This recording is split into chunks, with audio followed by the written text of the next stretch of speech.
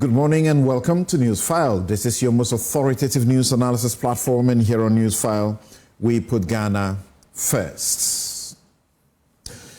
Samuel Nete George, he together with Samuel Okudzeto Ablakwa appear to dominate news when it comes to discussing the last batch of ministerial nominees. They have officially been sworn in now. The two of them, they risked their approval in Parliament. All others were approved by consensus, but they were not approved by consensus, but by majority votes. How does he feel? He stood his ground saying he's a conviction politician, and that is what nearly cost him his approval. What are his reflections? And what are his big plans for this very sensitive ministry to be occupied by perhaps the youngest? Of course, Galamsey is still ravaging the country. And we are all in danger of what Galamsey does. We will elevate the discussion yet again and ask what President John Mahama is doing about it. Is it an area of priority? He's begun issuing orders and instructions to the sector minister to begin processes to stop it. But of course, in the course of the week, we have had the committee investigating the chaos that occurred in Parliament. It's been bedeviled with one accusation after the other. What's your verdict on how your MPs have conducted themselves and continue to do? Yesterday, there was no quorum. Parliament was suspended. We're right back to deal with the vexed matters. You're welcome back. This is Newsfile, it's your most authoritative news analysis platform, and here on Newsfile, we put Ghana first. And we're having an exclusive first hour with the Minister for Communications. Thank you very much, Samuel Nete George, for joining us on Newsfile. Thank you, Samson, and good morning to our viewers and listeners. Great. So, this is going to be your first public engagement as a Minister for Communications. Yep. How does it feel? Does it feel differently? Certainly must. The weight of expectation and the amount of caution that has been sounded to me by family and loved ones about the fact that everything I say now is literally policy. And so, yes, there's a heavier weight of expectation on my shoulders. So it's not really a question of joy, but burden, responsibility, fear, or a mixture? Well, not fear. I mean, I've been active in this space for literally the last decade. And when I say fear, fear of failure? And for me, I think that I see this as a call to higher duty, and for me, it's the weight of expectation. The fact that I've been very critical of my predecessor and the things that have happened in the space. I've been very opinionated on them, and it's as though today you've been giving the mandate, deliver on the things you've spoken about. Right. And so help me God, I will deliver. Like Samuel Okudzeto, you knew that this job would be handed you, even your opponents, right at the vetting, were confirming your expertise and your experience. Well, the decision always rested with His Excellency John Dramani Mahama, and for me, I'd always made the point that I was willing to continue serving him and the party and our country in any capacity, be it in Parliament as a legislator, as maybe in a committee overseeing the sector, or if he found me worthy of the executive. But that decision solely was his to make, and he's made that. And I'm grateful for the confidence he's reposed in me. I believe I'm going to be the youngest member of his cabinet. And for me, it adds a new layer of expectation to deliver and show that he was right in making the call and making that decision. So that's the burden you feel. That's the obligation. Must be enormous. Our Lord Jesus says, bring your burdens to me and I'll make your yoke lighter. We're at a time when there is a lot of crusade for youth to be given an opportunity. Sure. And you must represent that face. Absolutely. I see myself as a vanguard for the young people of our country. I keep saying that, I've always said that I'm not a politician. I'm just a citizen advocate who has a seat at the table of politicians. And so I've never tried to be politically correct. I've always tried to be correct by my conscience and my belief. And so, because I believe that that's what we need to drive this country forward. And so for me, I believe that many young people, and I believe on Thursday, I was called by the Public Affairs Department to come and speak to kids from Tema International School.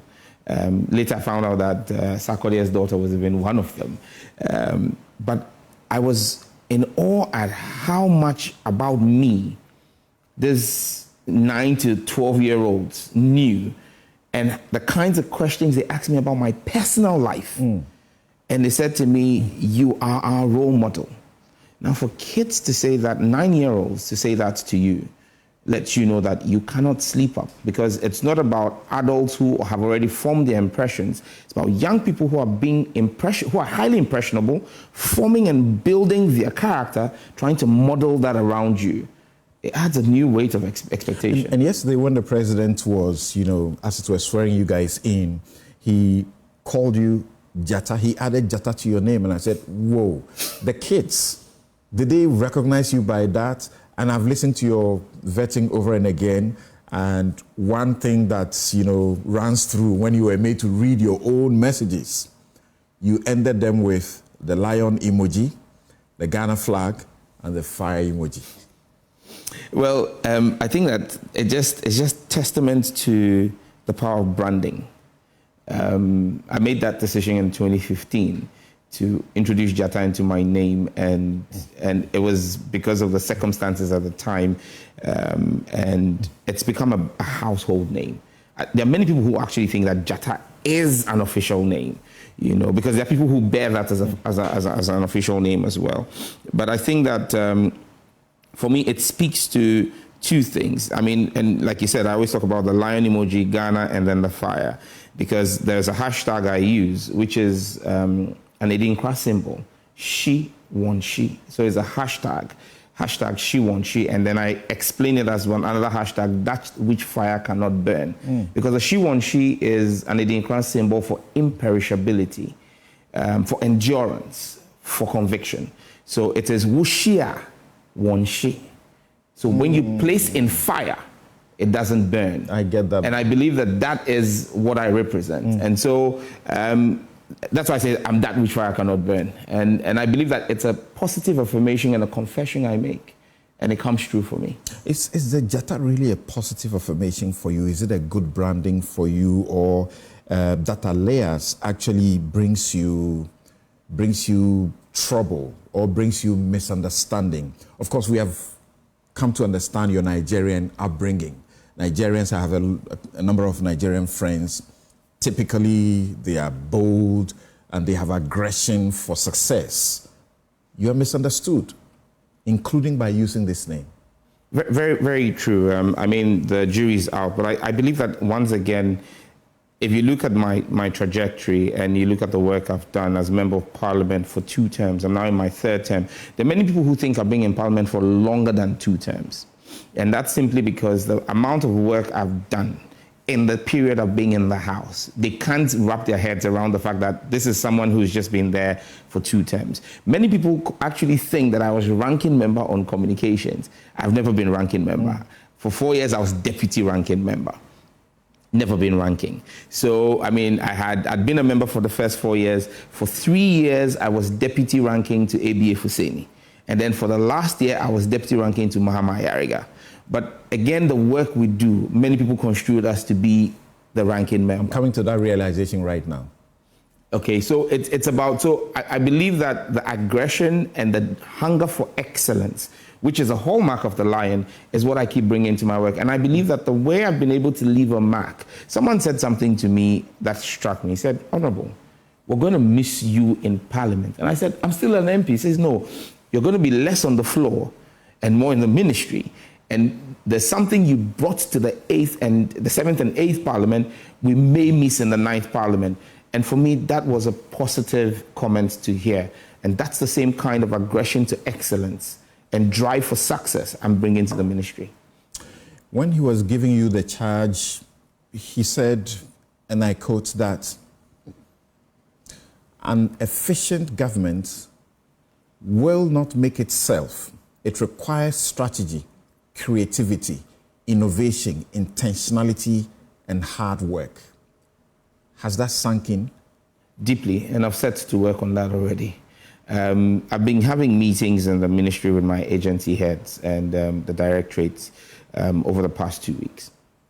And I believe that already I see and hear a certain change in the atmosphere in the ministry.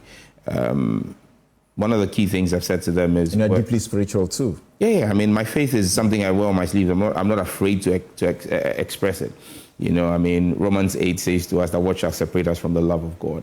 I mean, not tribulation, height or depth or principalities or power. So not politics will separate me from the love of God. But the point that I seek to make is that even in the ministry, I made the point clear to them that it's a digital technology ministry. There's a reason why the nomenclature was changed. And I said to them, we must lead by example. I walk my talk. And I told the ministry that I will not sign any paper from the end of this year. Everything must be digital. I want to see digital workflows because I want to push that across the whole of government. Because it brings in efficiency, it brings in responsibility and accountability. The issues of documents getting missing will be a thing of the past if everything is digital. The issues of documents being stuck on a bureaucrat's table for weeks can be traced because then there is a digital footprint on when it got to you, how it got worked. The presidency, and John Mahama used to have a presidential delivery unit, can be able to track ministries in real time on their deliveries and efficiency. But my ministry as a digital technology ministry must lead that charge. In 1 week, my IT department has already begun to put together a solution to it. So that's leadership. We'll get to that shortly to talk about your big plans for that ministry. And I also know that this kind of transition may not be that easy. It may be a little difficult. I remember here at the multimedia group when there was the rollout of the paperless, sort of system. But out of the 10, we now have 10 nominations for deputy ministers. Yes. For the 23 ministries. Are you getting a deputy minister? Well, His Excellency will make a decision on that. I think he still has 4 deputy ministers to... 4 to go. Yeah.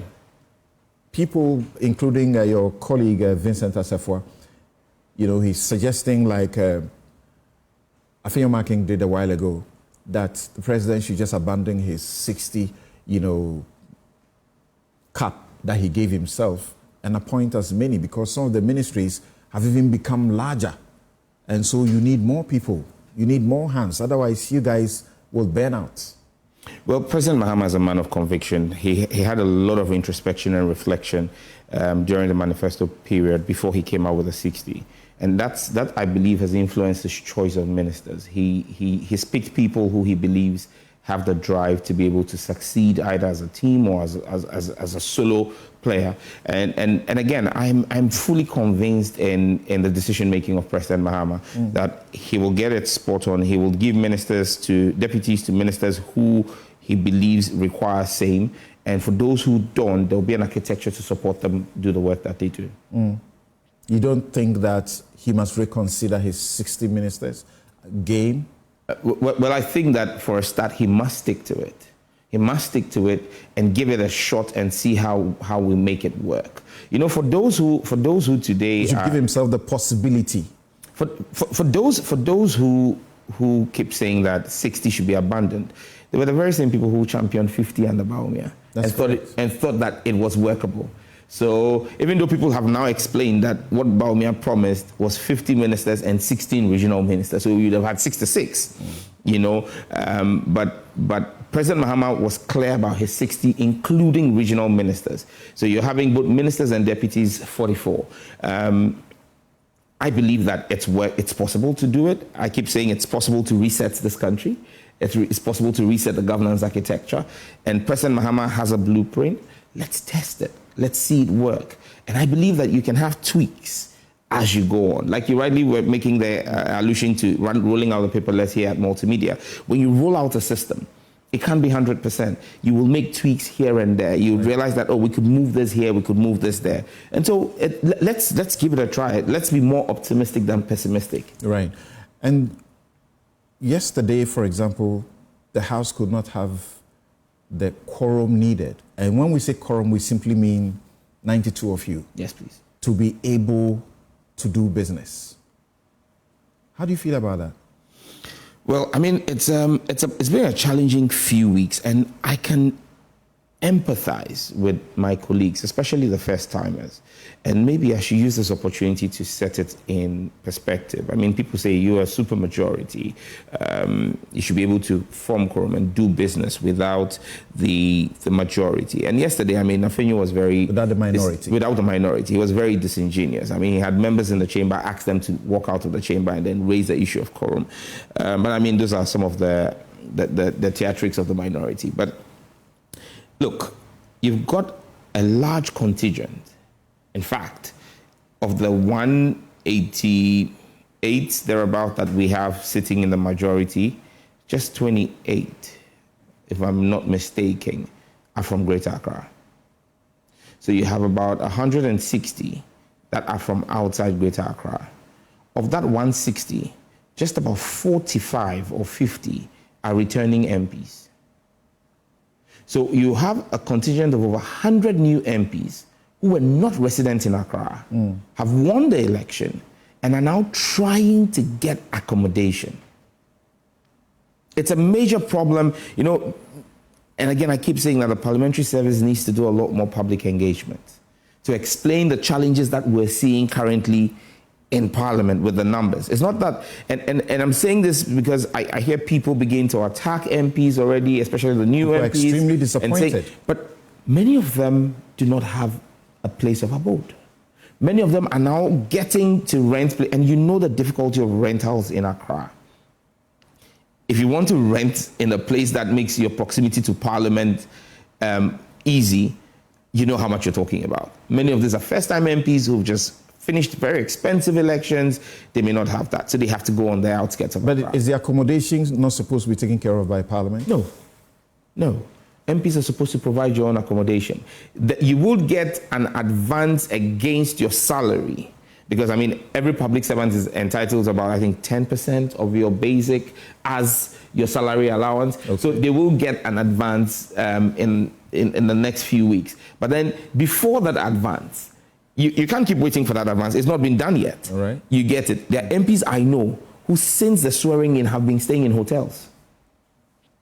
So imagine the cost of that. There are some who have had to put up with friends. And in doing all of that, it's during the same day they're trying to secure accommodation. So now you've got a contingent of over 100, because you're also looking at the MPP side, over 100 first-timers who are not resident in Accra naturally, now seeking accommodation. There is a pressure in Accra. So you're going to check a place out. By the time you go back to the place, another person has come in there. And so there is the challenge of accommodation. I'm hoping that over the next week, maximum 2 weeks, people should have settled in, and the full business of the House can there was also the other group, the chunk of you who needed to pay attention to your swearing in. Absolutely. During the day. During the day. That brings up the question, a major proposal for constitution review has been that MPs should not be ministers. And that is going to be helpful, so you can focus on your job in the House. Well, that's a position that I have held at a certain point in time. because I've always questioned the fact that if we're talking about full separation of powers, sitting in the executive and the legislature may not necessarily speak to that, but that's the constitution we have, and that's the law of the land. And so once we are open to constitutional review, once the people of Ghana, I'm sure that's one of the things we may have to put to a referendum, decide that we should take off that fetter on the decision-making of the president to have 50 plus 1 or 51%, or at least half of his ministers coming from parliament. If that decision is taken, I'm sure that President Mahama will abide by it. And again, I mean, I've always said that when you look at other jurisdictions where there is that complete separation and devolution between both the executive and the legislature, you get to see two things. People become career legislators. All right. You know, because that's where you are. You know that there is no migration. For you to migrate, you need to leave one. And you invest a lot more in your parliamentary work. And you're not looking to catch the eye of the principal in even the the executive. Disappointment and disenchantment that comes with appointments. Absolutely. Those who don't get it. It's got its positives, it's got its negatives. Because you look at the system we run now, and at times, the decision-making and the thought process that goes behind policies at cabinet, when you've got about 19 people, in maybe a majority of whom come from parliament, who sat through the mulling over of the concept and the idea, when that policy finds expression in the chamber, you've got that human resource to explain and carry it through. So it's got its positives. But the flip side is everybody's then working to catch the eye of His Excellency, and it brings along the disenchantment that you speak about. It's been a problem, and speakers have been complaining. We don't have quorum, and they keep sounding the warning. So you share the view that we should have the situation where MPs will not be ministers. That in itself will not solve the problem of quorum. Let's be very careful. But then that is not the solution to. There should not be an excuse for lack of quorum in the House. Well, I believe that members of Parliament have a responsibility. But you see, this issue of quorum, it'll be important for Parliament itself to do proper house cleaning and housekeeping. Speaker Mike Okoye and Speaker Alban Bagbin. In fact, Bagbin has been explicit on it that if a member is within the precincts of Parliament, he's deemed to be in Parliament. So when you have some committee meetings or other parliamentary business going on concurrently with the sitting of the House, you had the hearing into the unruly behavior during the vetting ongoing that had members of Parliament carrying out parliamentary business. At the time quorum was raised, we must have a proper housekeeping system that allows for quorum to include members of Parliament, because if for the purposes of votes and proceedings, you record a member who is within the precincts, not necessarily in the chamber, as being present, then for the business of quorum, it stands to consider that you would say members of Parliament engaged in parliamentary ad hoc committee meetings or committee meetings must be counted as part of quorum. Interesting. Now, if you're just joining us, this is our first hour exclusive with the Honorable Sam George, Minister for Communications, and this will be his very first public interaction after he was sworn into office yesterday. So let's deal a bit about your vetting, and you and Samuel Kujeto were actually grilled. You had such a tense, long period. Did you lose sleep over your vetting preparation? None whatsoever. I was fully prepared for it. All the information you were giving about your ministry, you didn't have to go and read over and be on top better? Something, I mean, yes, you would read, because in the technology space, things are evolving on a daily basis, and there are new issues that come up every day. So, yes, but I mean, the fundamental issues of the ministry, at being on the oversight committee for the last 8 years, before that served on secondment to the Ministry of Communications under my boss, Omani Boama, for about 2 years, at being at NITA for 4 years preceding my coming into Parliament on the board. So there is some kind of institutional knowledge there. So yes, I took refresher notes. I took briefings from all my heads of agencies, but lose sleep? No, I didn't. You didn't? Not at all. So did you realize how Roxanne Nelson Dafe-Amapo had to come to your rescue to neutralize some of the legal landmines that were placed in your way by Afenyo-Markin? Roxanne is a brother's brother. And I mean, I cannot express my gratitude enough to him for trying very spiritedly to cure some of, for want of a better phrase, mischief that Afenyo tried to throw my way. But again, I mean, myself and Roxanne came into Parliament on the same day. We share setting a spirit de corps. In the 8th Parliament, he sat 3 from me. We constantly done a lot of work together. And even in his comments, when he was going to ask me questions, he spoke about a group of 7, and mentioned the names and the things that we had done. And for me, I'm excited because that group of 7, almost every one of us who literally worked our sock off in the 8th Parliament has found expression in one way or form or another in leadership. You know, from John Jinapor to Nick Bay to Yusuf Suleimana to Roxanne to Murtala Mohammed to Edward Bauer, who's left Parliament, that's found expression. So clearly, that group of 7, and I mean, there was always a joke that they were the Muguyaros in Parliament, led by our senior Muguyaro, who is now Interior Minister, at the time Chief Whip Mohammed Muntaka Mubarak. I believe that Roxanne is a bulwark for us. I believe that he's a fantastic choice as Chief Whip, and my heart goes out to him, and I salute him for the brotherhood and camaraderie he showed on the day. So bottom line, that tense and long process, all you were required to do was to admit something you may have said and said wrongly, particularly, and apologize to President Akufo-Addo, and you would have had a smooth process. Well, how was that difficult to do? Well, they wanted me to apologize to President Akufo-Addo, the Chief Justice, and Dr. Bawumia. And I asked myself, apologize for what? For words that I deeply believed in at the time I wrote and still believe in. I thought that would have been politics of convenience. For calling him the president who has stolen the purse. There was no purse in the first place. That's what you were saying. But that's what Ghanaians believe. That's why, look, the last election, the 2024 election, was not just a vote on Bawumia. It was a referendum on the governance of President Akufo-Addo. And that's the worst defeat anybody has suffered in our 4th Republic.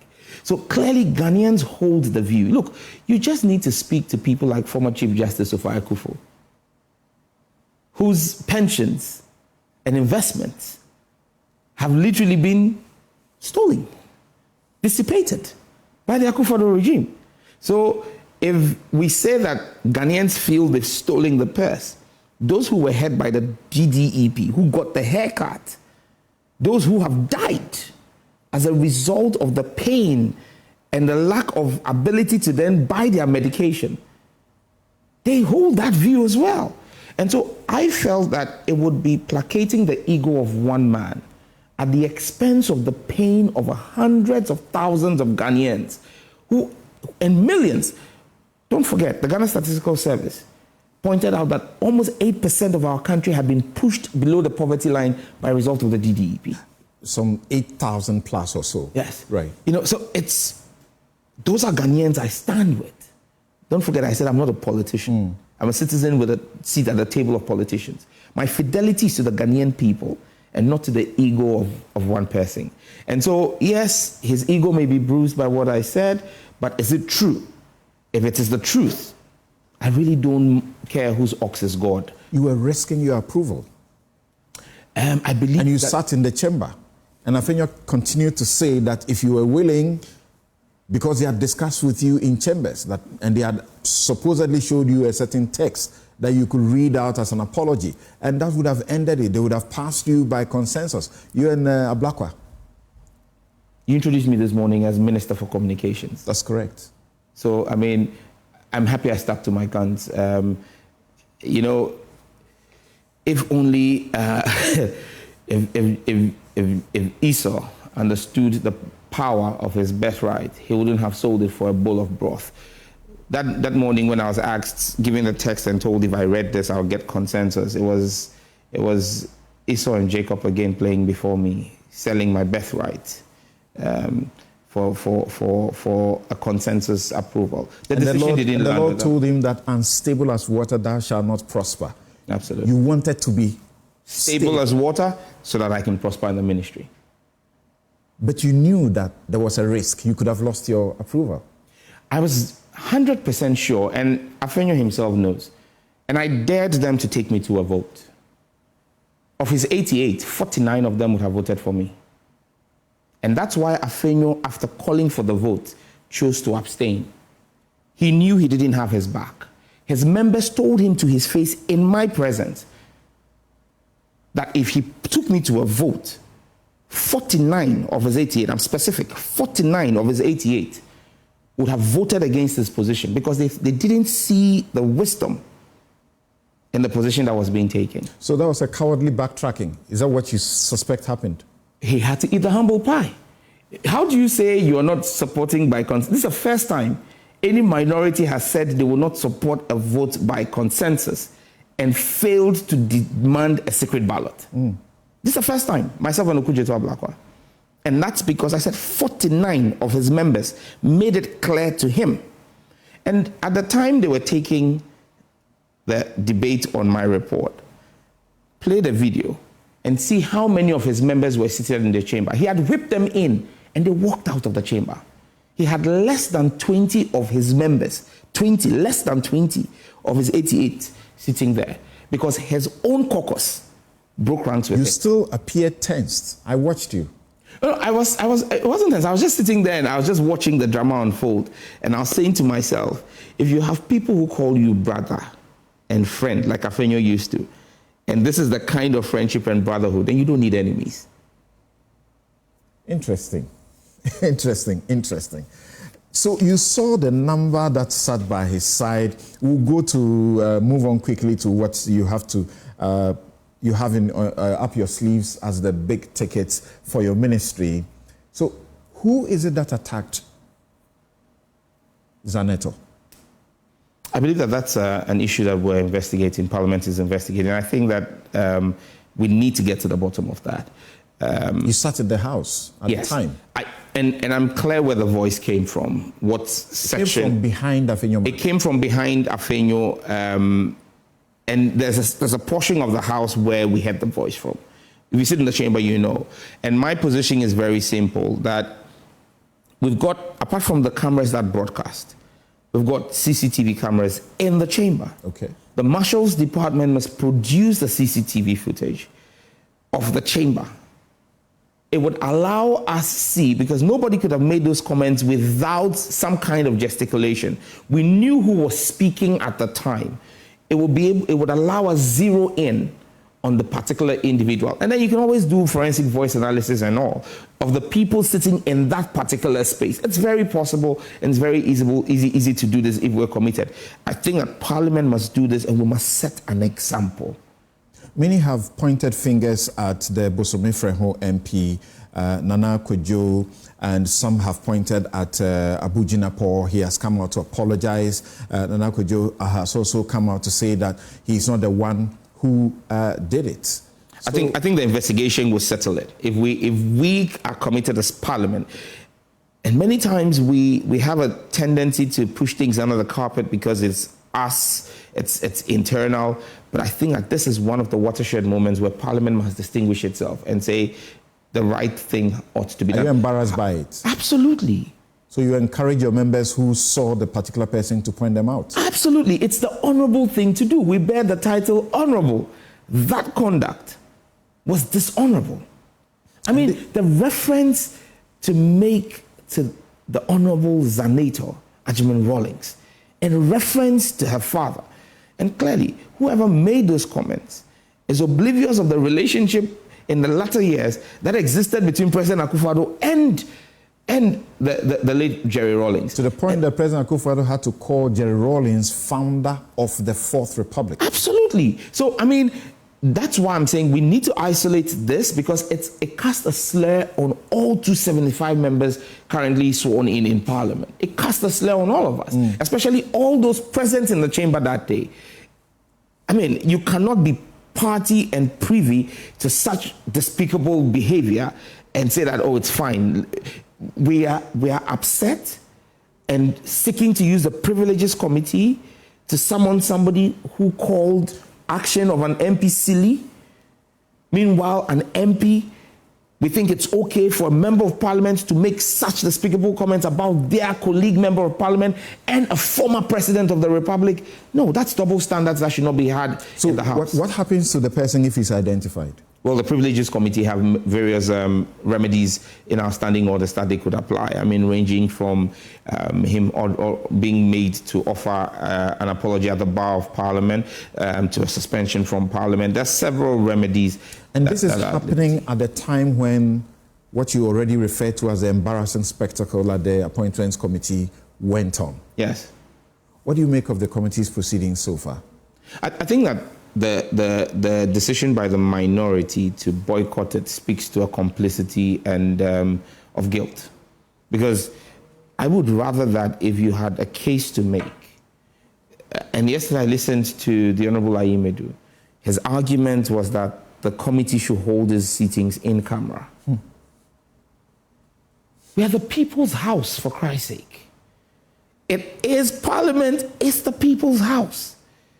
If the issues that happened did not happen in camera, they happened live on national TV, Parliament must purge itself on national TV. The apology from Afenyo-Markin to the Right Honourable Speaker on behalf of his side and the subsequent apology from Ayariga on behalf of our side did not happen in camera. They happened on live national TV. The investigation into what led to those despicable scenes must happen on live TV. Parliament cannot say that we're going to make this. This is not one of the times when we will become hermits and close in. These investigations, to what end? Well, if culpability is found, it will be made known to the Speaker and the House. And once again, like I keep saying, if your actions are seen to be contemptuous of Parliament or bringing the reputation of Parliament to public opprobrium, there are sanctions that are available to the Speaker and to Parliament to met out. And I think that that's where we must go. It would instill some level of discipline, especially when you see the fact that there is the attempt by a section of the House to make the House ungovernable. And I keep saying that they think that it's a repeat of the 8th Parliament. The 8th Parliament was 137-137. The nation was split down the center. And so it gave room for some kind of contention. This Parliament is, look, if you divide the majority into two, we are still more than the entire minority. The minority has given indication that they will protest, they will never walk out. And that's what happened that other day. So this is going to be a Parliament you must prepare to contend with a lot. We will handle it, but I think that ultimate responsibility rests with Mr. Speaker. He's the leader. He controls proceedings in the House. He's got the Marshal's Department. This time, he needs to put his foot down and put his foot down very early on in the day to set the gauntlet, lay the gauntlet down, because this is a minority that has clearly made up his mind that they're just going to be disruptive. They're not going to contribute to anything in the House. They're just going to be disruptive. What can the Speaker do? They lose a vote, they make a protest, they lose, and they say, we are not moving out. We are sitting here, but we will not sit quiet. What can the Speaker do? We've got the Marshal's Department. The Marshals would have to walk them out? The Speaker has had occasion to walk in the last Parliament. A very good friend of mine, and it was unfortunate it happened to him. That was one person? Yes, but... Walk out 88 people? That's not beyond the Marshal's Department. The Marshal that is unable to stop how many people at a vetting committee from breaking tables? The Marshal's Department. The Marshal's Department, I believe, had one member or two at the vetting. Because don't forget that the Marshal's Department at that time was also dealing with proceedings in the House. And, well, maybe House may have an agenda, but that was a committee meeting. You don't have the full complement of the Marshal's Department. But, again, I believe that our Marshal's Department, led by retired senior military officers, has the capacity and competence, giving the direction from Mr. Speaker, to lay down discipline in the House. And I think that we must not even get to a place where the Marshal's Department have to step in. The honourable members of Parliament on the minority side must bear in mind that they do not sit there off and on their own accord, but in representation for the people who voted for them. And they must do the bidding of those persons. Hindsight. What did you say or do during your vetting that you would have done differently?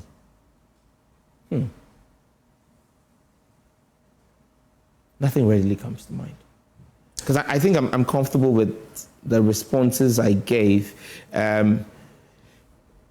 Should I have thrown a few more jabs? Maybe. but I think that may have led to further things. So I think I'm happy how it went. And I think that the responses I got from a wide spectrum of people across the political divide speaks to the fact that many people were happy that for once they saw a politician stick to his convictions and his guns, irrespective of what the consequences will be. They were happy that when it came to the few times I was asked technical questions about my ministry, I showed a certain depth of understanding of the sector. And so I believe that it was a very good vetting. Like Okujeto has said, I don't mind a second. Reflection on your use of language, at least, because you were being batched here and there about your use of language. Jerry Ahmed had questions for you about your use of language. You had used common sense. And the chairman asked that should be, expunged. Out. Yeah, I mean, and I obliged the chairman. I said to him out of respect, but again, let's really ask ourselves, if you say common sense, how insulting is common sense? When you say that something doesn't make common sense. I mean, we've borrowed this democracy from other places. We listen to the debates in the English Parliament. The use of common sense would not be frowned upon by the English Parliament. But once it was frowned upon here, I redrew it. But you see, again, it was very rich that Jerry Ahmed Shaibu would raise questions about disrespect and all of that, and attitude and arrogance. I've been in Parliament now, I'm in my 9th year. I've never had an issue with the speakership. He's been in Parliament for 3 weeks and was already suspended for 2 weeks. So it speaks to who we should be questioning their character. Abu Jinapo made references to me needing to tone down in his debate on my on Parliament. I've not had to go and apologize to the Gama chair. He has had to send leaders to go and apologize to the Yagbon Wura for insulting the Yagbon Wura. So it's very rich that someone whose record speaks to insulting his paramount chief, the Yagbon Wura, and had to go and apologize. Someone who had insulted President Mahama in 2016 on the campaign trail would seek to give me a lesson on arrogance. But I mean, that's the beauty of our democracy. You think Abu, for example, was deliberate on relying on what he later apologized on verified photograph to, cast aspersions at you? It speaks to his character and personality, because he knew. He knew that what he was making reference to was false. But his character came through in his submission, that even when he knew that what he was saying was untruthful, to please his political masters and to score a certain cheap political point, he will put the truth aside and speak to untruths and subsequently come and apologize. You don't take his apology? Oh, I mean, he's called me personally to apologize, and even apologize to my wife. Because Abu is someone who we know personally. His wife and my wife are friends. I'm friends with them. He's friends with my family. But the apology has not cured the social media spread. And that's why I speak to character. Because again, if you're a man if your character is not of straw, there's certain things you would agree are below your standard. And that's why I said it was very rich that a person who was engaged in the kind of behavior on the floor of the House was seeking to pontificate and advise on character. But I leave that to the public. Time is running. Listen to yourself on SIM card re-registration, and I'll ask the top things on your mind, the big things you intend to do in that ministry. Let's hear Sam George at the vetting talking about SIM card re-registration. What is that? Just how many years ago he was so against that?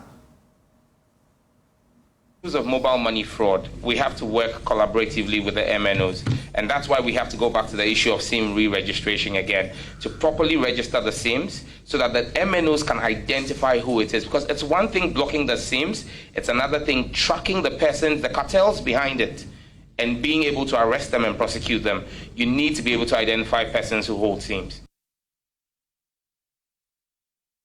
I was against the manner in which the SIM re-registration was done. One, I stated that there was no legal framework for re-registration because the existing LI at the time did not allow for a re-registration. One. Two, I was against the fact that you were subjecting Ghanaians to long queues. And three, I was against the technology that was being used. The fact that there was no real verification happening against the NIA database. And all of those have been proven to be correct. That there was no verification being done at the time, in real time, with the NIA database. You still have a propensity or a preponderance of mobile money fraud.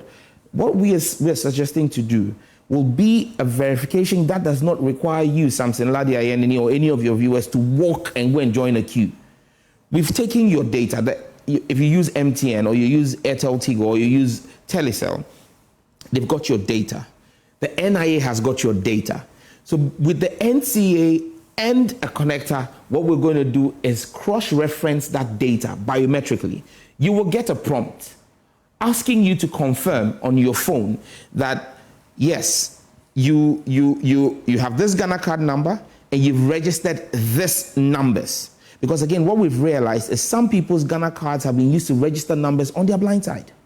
So if on the record, we realize that there are 4 MTN numbers registered against your Ghana card, when we do the behind the back end cross-referencing, your number, you'll get a text message asking you if you have registered all of these numbers.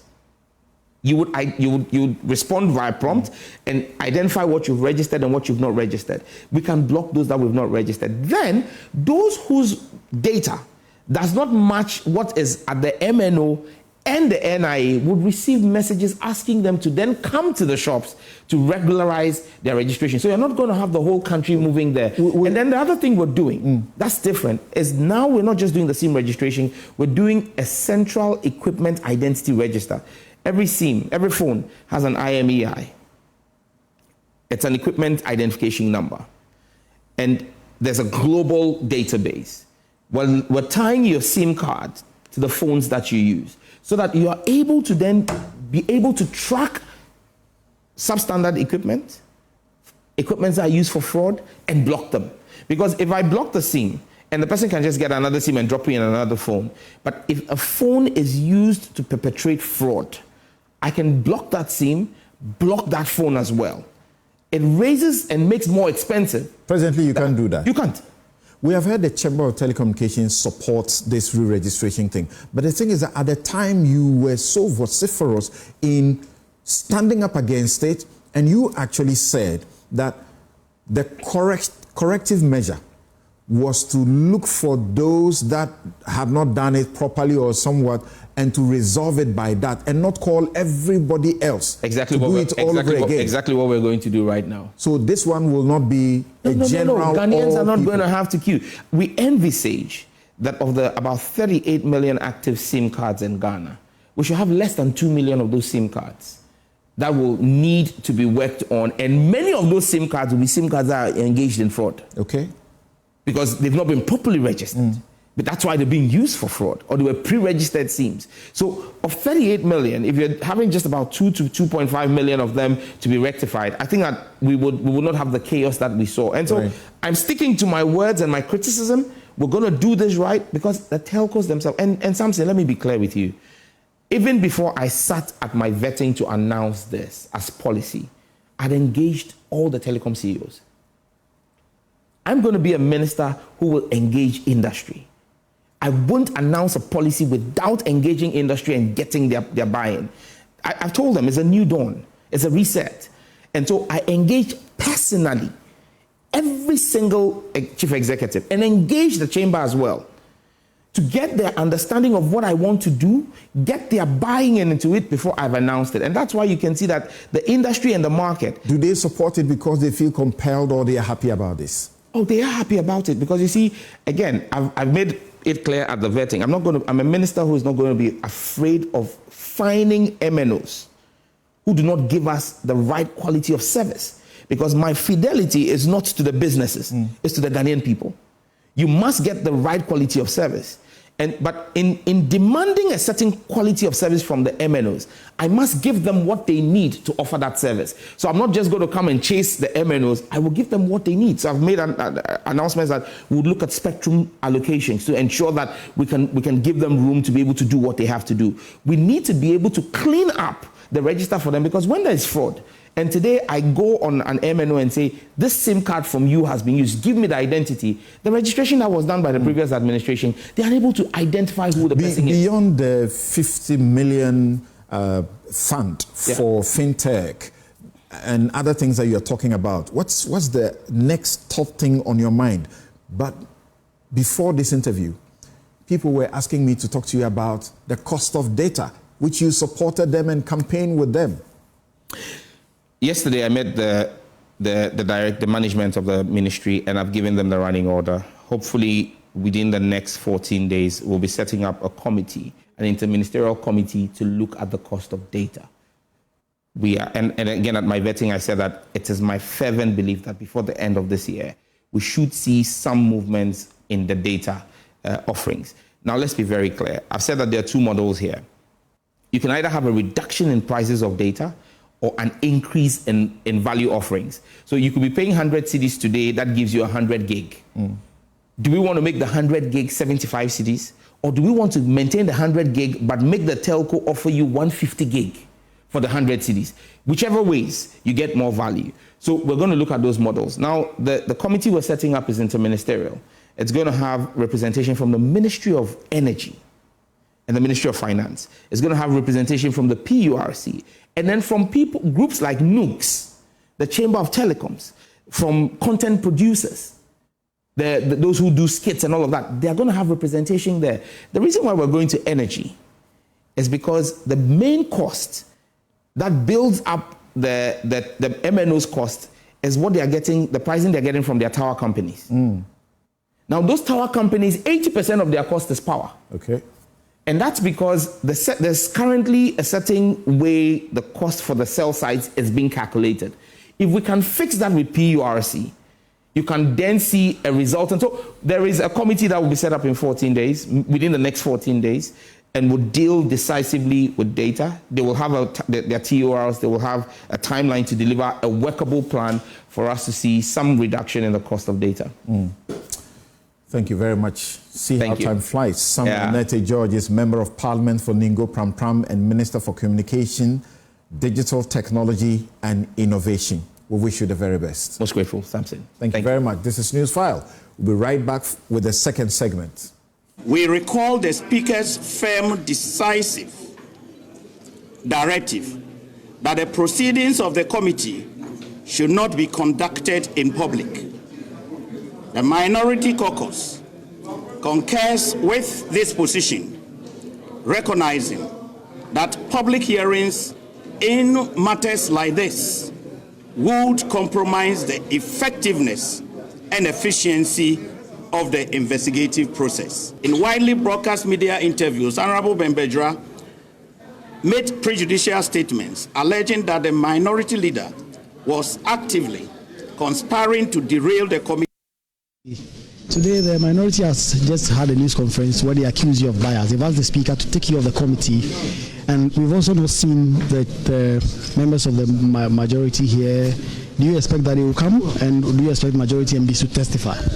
Well, I don't know. We are waiting for them to testify. I have not seen any accusation on my part for being biased. I'm not biased. We all see what we've done here. And we were even surprised that they were not here. So we are waiting for them on Monday.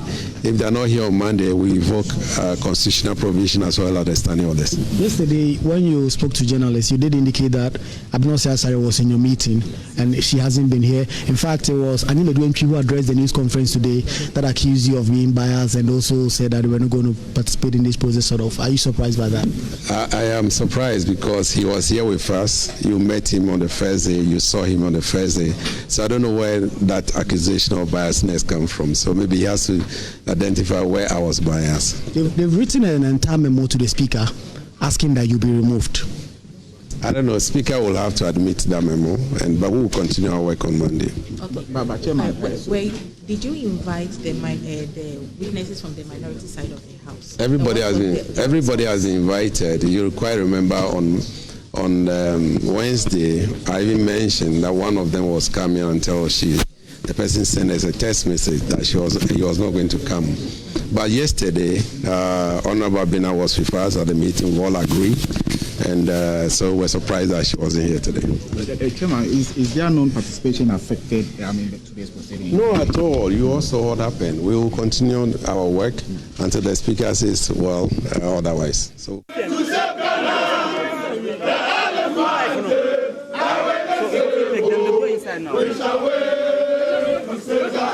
This is a house that members are elected to come and represent their constituent. The decision of the Speaker is unfortunate. The decision of the Speaker is an illegal. He doesn't have that power. He has overreached his powers, and that is why you see us all in black to register our disappointment and our disapproval of that. It is a black day for our democracy if we allow this thing to stand. When they come to the chamber, do they lock the doors? We don't want to believe that there's a partisan agenda going on. We are here to go into the chamber to continue with work. Sitting was adjourned till noon today. It's past noon. We are here. We've seen NDC members in the chamber. They've allowed them in, and they are not allowing us into the... Right, so we are in Parliament, and joining me this morning to continue with this segment, we have Vera Abena Ado, Programs Officer, CDD Ghana, Elections, Rule of Law and Anti-Corruption, as well as Coordinator, Parliamentary and Youth Desk, Kofi Bentil, is Lawyer and Senior Vice President, Imani Africa. Inus of Seni is former MP, Tamale Central, and former ranking member, Constitutional, Legal and Parliamentary Affairs Committee of the Parliament of Ghana, and Dr. Abdul Kabiru Tia Mahama is MP, Wale Wale. We will be joined in the next and the final segment or installment by Dr. Kenneth Ashigbe, convener of the Ghana Coalition Against Galamsey. Now, let's... I don't need to explain anything before I ask my questions. And I'm going to start right here with Kofi Bentil. As you speak, we are playing the footage back again. Please watch the footage and tell us what you think is happening and what must happen. Yes, Kofi. Well, what do I think is happening? Mm-hmm. It's chaos. It's unreasonable, unnecessary chaos. But I'm not surprised.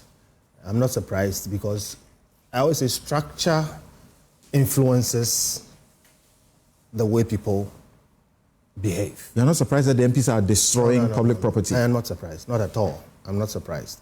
I mean, on one level, it is not really strange. If you watch, there's a lot of parliamentary brawling internationally. But Ghana has a different standard. And we should hold ourselves to our own high standard. Which is why I say this was entirely avoidable, wholly unnecessary, and unbecoming of the honorable members of parliament, and should have been avoided. All right? Look, essentially, what led to this is a scheduling problem. The ability to do a time budget and give reasonable buffers on both ends, and reason and negotiation, which is not above these honorable men.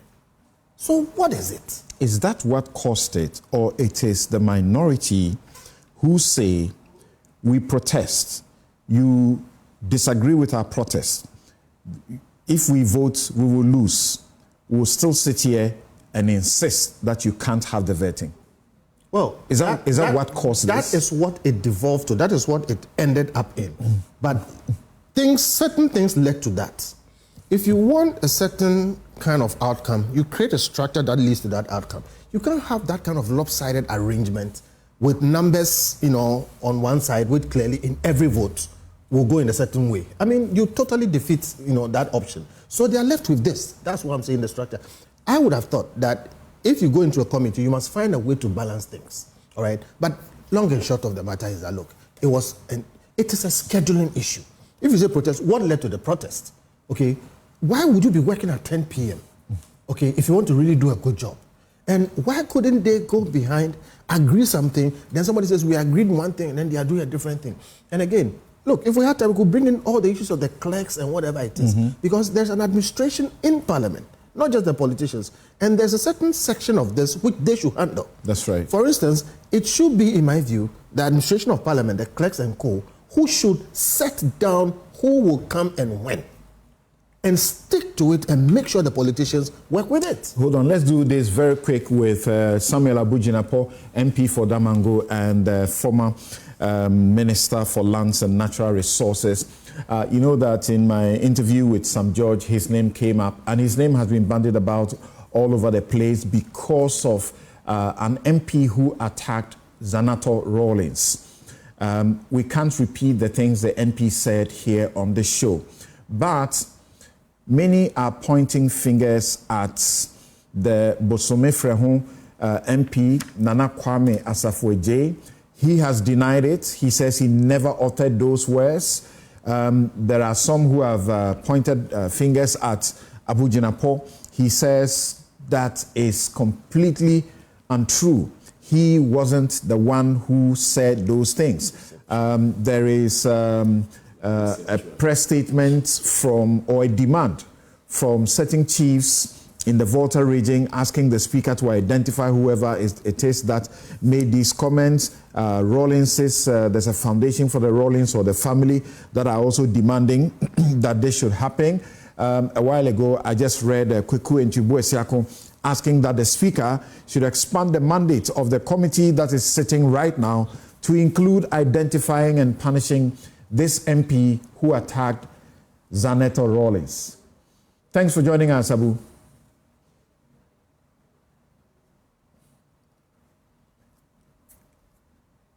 Please unmute your mic.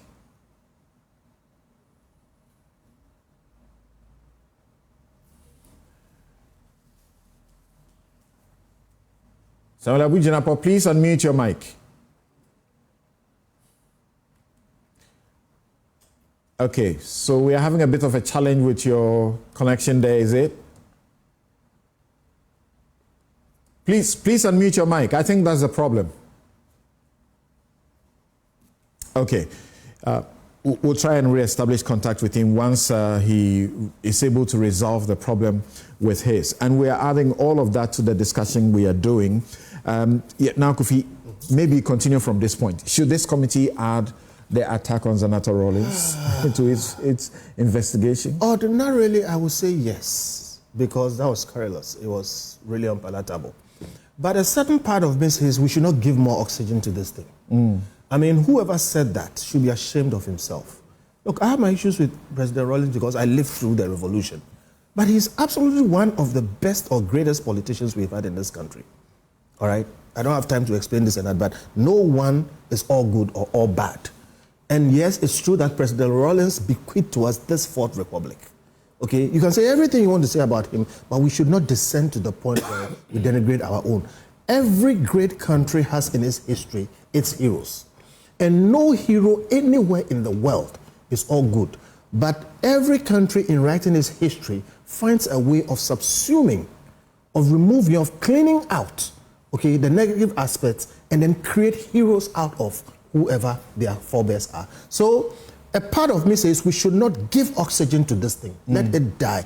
But let us send a message out and very clear that even people like me who have a lot to say against Kwame Nkrumah, for Kwame Nkrumah, against Dr. Buzia, for Dr. Buzia. If you're an objective reader of history, you come across both sides of the people who have been your forebears, all right? I will never and will never agree that anybody should mention any of our ancestors, heroes, previous leaders in that light. Okay, so if that person is found, he should be dealt with quietly.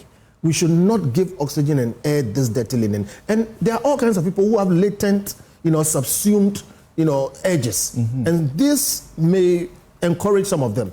We should really shut it down and let people know that we always need to hold our ancestors, our heroes, our forebears, our previous... I'll come back to your issue of the scheduling problem and how to resolve it. But Dr. Kabiru, You have been in Parliament for how many weeks now? This is our 5th week. This is your 5th week? Yeah, because we went there on the 7th. Right. You have seen Senator Rawlings, right? Yeah. She carries herself in a very decent way. What do you think could have attracted this kind of attack to her? Yeah, so thank you very much. I think that in this discussion, people have not asked this question. And what probably might have prompted that comment. Before I go, it's like the infamous Chua, who said Chua. Yeah. I'm sure we'll find ourselves in the same situation. This was what happened. The MP for Abokwa South, in commemoration of the 60th anniversary of J.B. Donkwa also, made a statement on the floor of Parliament. Like any nation, and my senior Bentil said, you need to eulogize the person. The person might have had his dark days, era in the history during which he might have committed one offense or other. But the moment was a solemn moment for us to eulogize the great leader, J.B. Donkwa. After the presentation, the MP for Tamale Central got up on his feet and the speaker gave him the opportunity. Rather than continuing in the matter of eulogizing the leader, he went against him, calling him a traitor, a CIA agent on the floor of Parliament. Is that Mutala? Mutala. That was what happened. And he premised it on the fact that we shouldn't be presenting J.B. Donkwa as if he was a saint. And that J.B. Donkwa was a CIA agent, and he referenced a book authored by an opinion shared by an author as his source. That created confusion. A reference to that book on Newsfile about a decade ago brought trouble and got Gabriel Shridaku walking out on set. Exactly. So he repeated the same thing, and that sent the House in confusion. But sitting by Mutala was Senator Rawlings. People out of chaos were offering Mutala's mic. Senator was the one owning the mic for him to continue. In other words, Senator was urging and abating in those orders. And the prophet saying that if you stay in a glass house, don't throw stones. That was what prompted the comment by that person. Because those of us sitting down, I had it in my mind, like, look, Senator, don't seem to be cheering up Honorable Mutala in this discourse.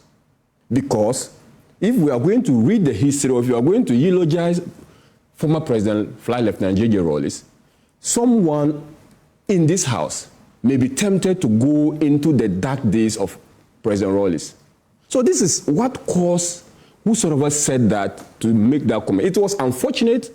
I will not sit down here to justify that particular comment.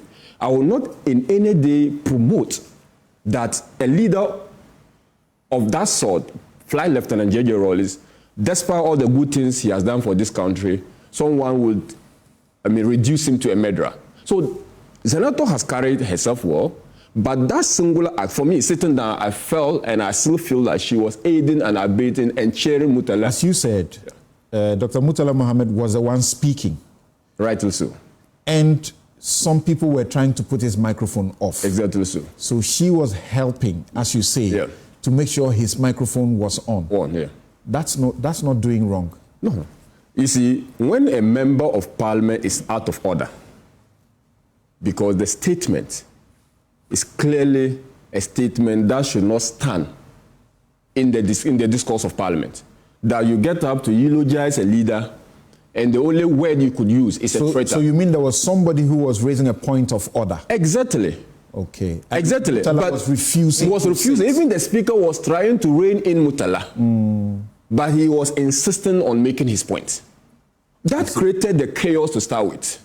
Okay. And so, but in all this thing, we've not asked what was the foundation, what might have caused a member of parliament to rudely... Thanks for the background, and we'll get into a bit of the detail on the matter of the committee. But why are you guys running away from the committee? First and foremost, we've stated... It said that it's a sign of guilt. It's not a sign of guilt. You've already apologized profusely by your leader. The individual members on your side who got suspended have also rendered apology at different stages. Samson, the fact is that the speaker, the minority side of the House, led by Afenyo-Markin, raised issue with the constitutionality, the propriety of the committee. That was the first thing. But Parliament will always have a way of addressing its own issues. One of it is to build consensus. So they went into conclave with the Speaker. Part of the concession is to draw the Speaker attention that, look, you have no powers under the Constitution and under the standing order to suspend any members arbitrarily. That was established and made clear to the Speaker. We have moved on. The second part of it was the constitutionality of the committee. Members raised issue with the because the Speaker has no right whatsoever to set up the committee he set up. Because our standing orders 262 makes provision for ad hoc committee to be set up, and it may be set up by Parliament, not the Speaker. So Parliament will have to come to a consensus. If there are issues bordering on privileges where a member is referred, or the 32 deals with that. 32 to say the Speaker may, but that has to do with the Privileges and Immunity Committee of Parliament. We don't have Privileges and Immunity Committee. We are dealing with ad hoc committee, which is regulated under Standing Order 262.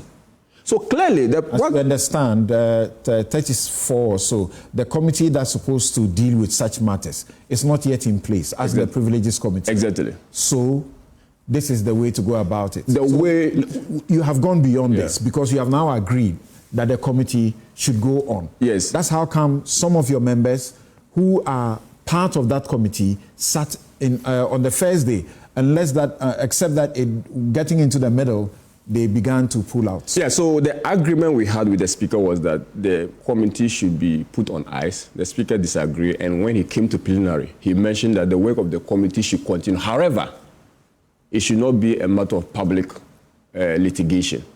The work of the committee would have to be in camera. And witnesses the Speaker made that pronouncement that we shouldn't make this work committee to be an issue of public debate, and that it should not be public forum or public hearing of that that proceedings of the committee is not allowed. The Speaker made it. The committee will defy the Speaker to continue with a public hearing. The Speaker says it should not be public. That is the point. That is the point we are raising. And if the Speaker's comment, as your leader references in his memorandum to the Speaker, was about public debate, that was not the same as not continuing to sit in the Speaker said. The Speaker mentioned a point that what we see as Member of Parliament, the public may misconstrue it, and that certain words are used on the floor of Parliament, in Parliament, before Parliament. When it goes out of Parliament, people may put different twists to it. So the urge to the committee, it was in reference to the committee that go on with your activity without involving the public. How do you invite the public? By making sure that you have live telecast of the proceedings. In Afenyo's memorandum, did you hear him raise this issue as a breach, that it ought not be a public hearing, but rather an in-camera? Afenyo raised three issues. One, the impartiality and confidentiality. I get that one. But so when you say confidentiality... I'm getting to you to the impartiality and confidentiality. Yeah, okay, you're right. That was the first point. So when you ask a question about impartiality and confidentiality, it's a breach of the Speaker's order. Okay, he raised another issue about, in fact, this is regulated by our standing order, 263 thereabout, about proceeding of a committee. I see you are quickly becoming familiar with your standing orders. Offhand.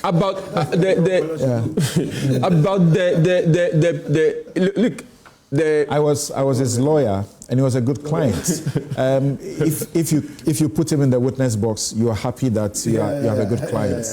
So the speakers, the committee, the work of the committee is governed by standing orders, and I can say without fear of hesitation, the chairman of the committee has even breached the requirement of being impartial, being fair, and being firm.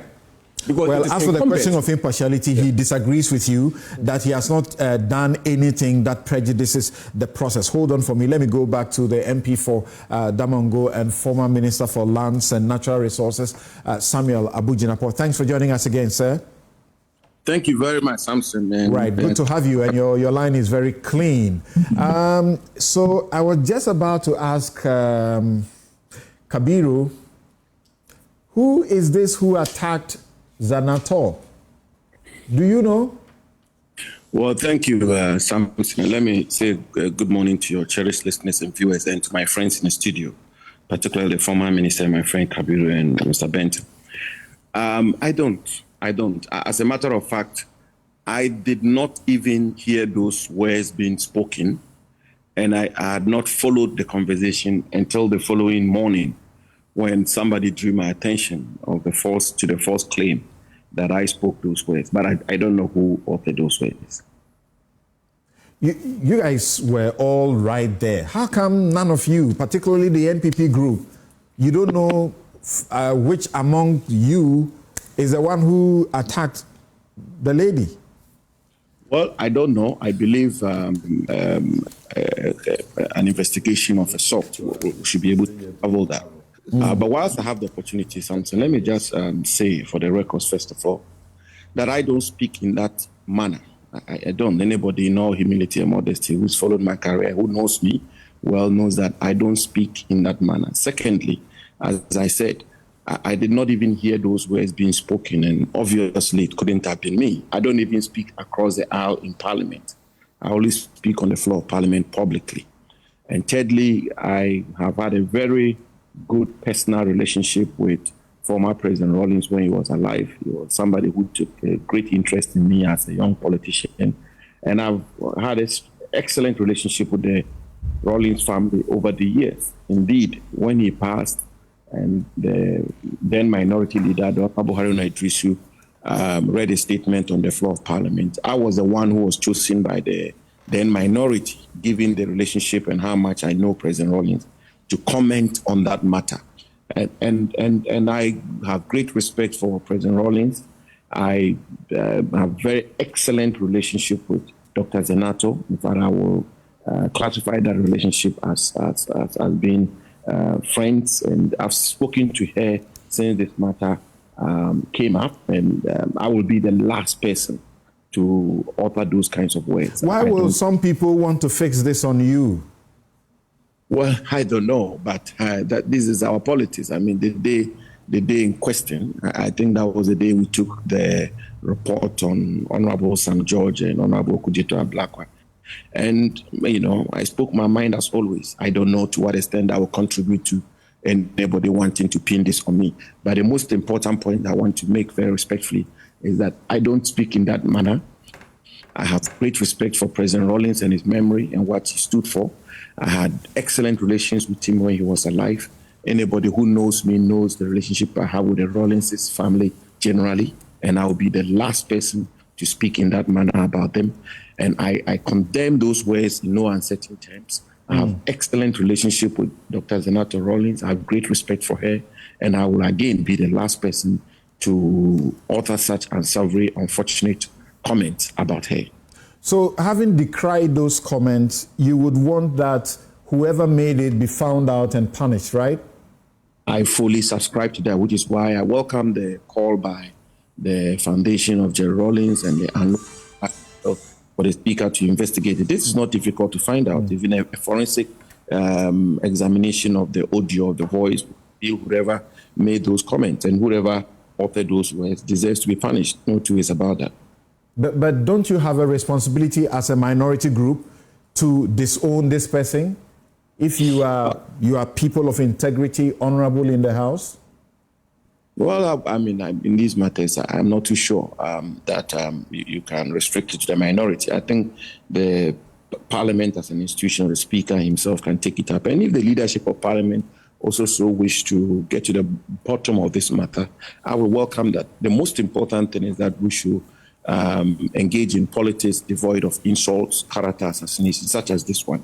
These kinds of words are absolutely unwelcome in Ghanaian public I remember life. you issuing the caution to your colleague members when you were doing the vetting that they should be careful the things they say during campaign because it could come to haunt them at the vetting, and generally you decry that's not the best. But my question to you finally is how is the minority going to help in fishing out this person? Because the person was right behind Afenyo-Markin and he spoke, and Afenyo-Markin tried to shut the person down.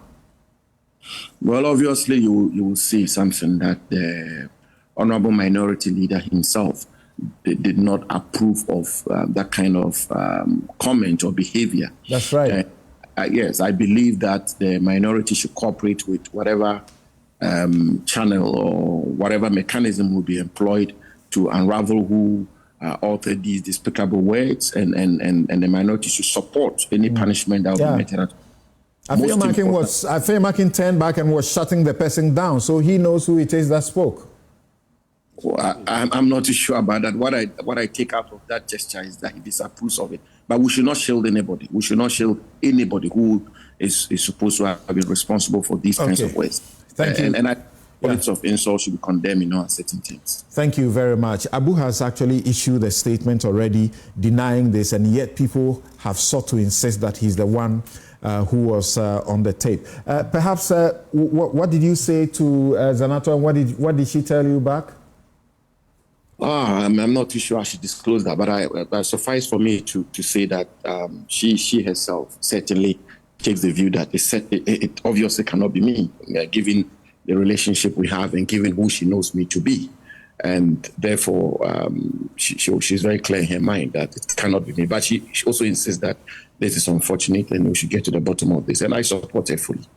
Thank you very much, the MP for Damongo. Now, Kabiru, you're the one speaking, and maybe let's take it back here briefly. Your leader turned. We all saw him, and he was stretching and shutting the person down. Somebody else at his other side tried to speak up, and he turned to that person again and got everybody to calm down. So what you do as people of integrity, men of integrity, is that you point out who it is that did this. I agree with the statement that if the minority knows who did this, the proper thing is to let the person own up to the words. If the person has to apologize to Zanato and the family of ex-President Rawlings, he would apologize, and we'll have a way of dealing with that. But I'm not sure, and even myself sitting very close to this whole event, I'm not able to tell who was the person. I've tried to do some voice audit to see whether friends I know who are sitting within closer to Abu, whether any of them the voice is similar to that of the voice I heard. Okay, I remember on backstage I had some discussion with some people, just trying to pin it to some specific people, but I have not been able. And I'm not sure Afenyo, from where he was sitting in the front row, turning back, trying to put his members in order, would be able to tell which specific person had made that comment. So because you would rather that the person himself owns. I would rather suggest that the person himself owns up as an honorable person to say that, look, it is in the midst of this crisis or this particular confusion that I uttered these words. I shouldn't have said those words, and I apologize on reserve. I'm sure the Rawlings family would be more kind enough to accept the apology. Okay, hold on, Vera. So if this person doesn't own up and they are found out, they should simply be made to apologize and go away? No, I think Parliament has, in their standing orders, how such person or a member of Parliament should be dealt with. So part of it is a reprimand and an apology, and they go. I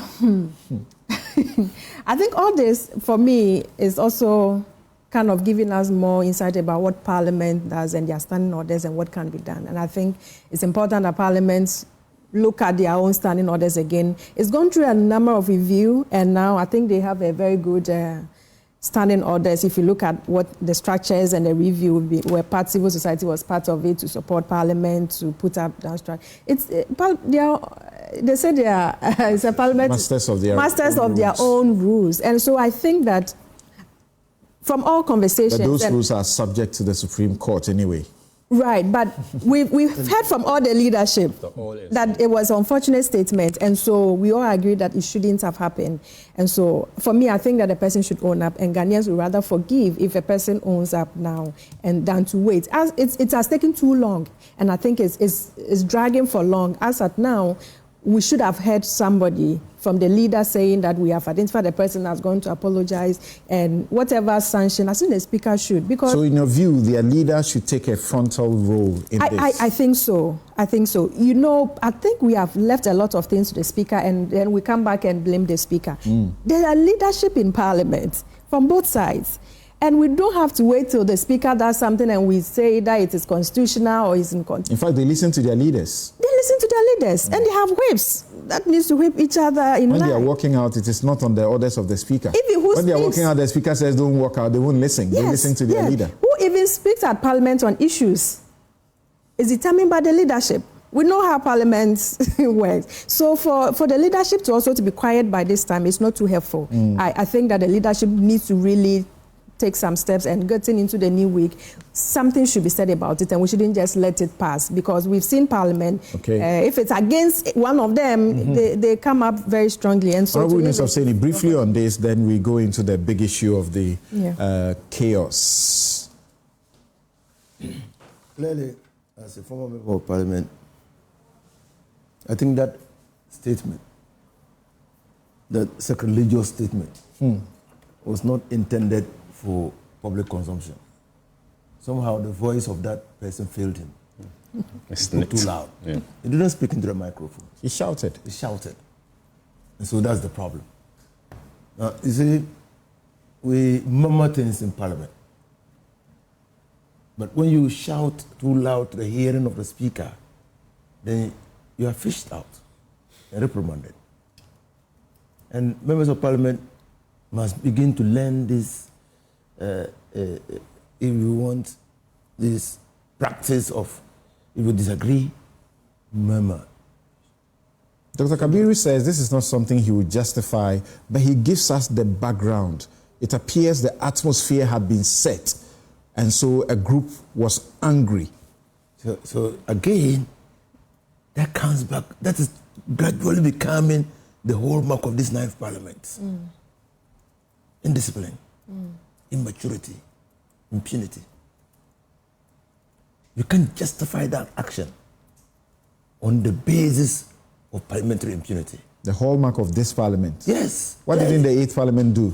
Well, the 8th Parliament did one or two things, but this Parliament has come into a life of its own and is doing things that is shocking everybody. In the 8th Parliament, members of the NDC, record time. members of the In record NDC actually carried placards that we cannot speak about the inscriptions against a woman, they even took away the against a widow.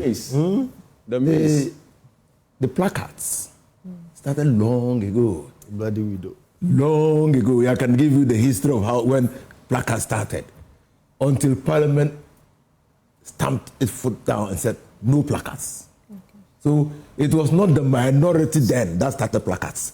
Placards started long ago in Parliament, so that's not good. I'm not talking really about placards. I'm talking about the nature or what these placards held. So some are beginning to raise the issue that the majority today does not have the moral right to complain about what was said against Zaneto because of what they were complicit in, what they did against Lydia Alhassan Seram. So you clearly, if you make that argument, you clearly don't understand what Parliament is. You can't hold the 9th Parliament accountable for the acts of the 8th Parliament. You know that, Samson. It's gone. Then you're now comparing the 9th Parliament to the 8th Parliament. It's gone. But we can still make some. It's okay to go back. For historical purposes. Right. But you can't justify an action of the 8th Parliament by an action of the 9th Parliament. You can't. Bento wants to say something. See, we can argue this, but I think that in nation building, there is something that everybody needs to understand. Yeah. Every history of every enlightened people has their dirty aspects.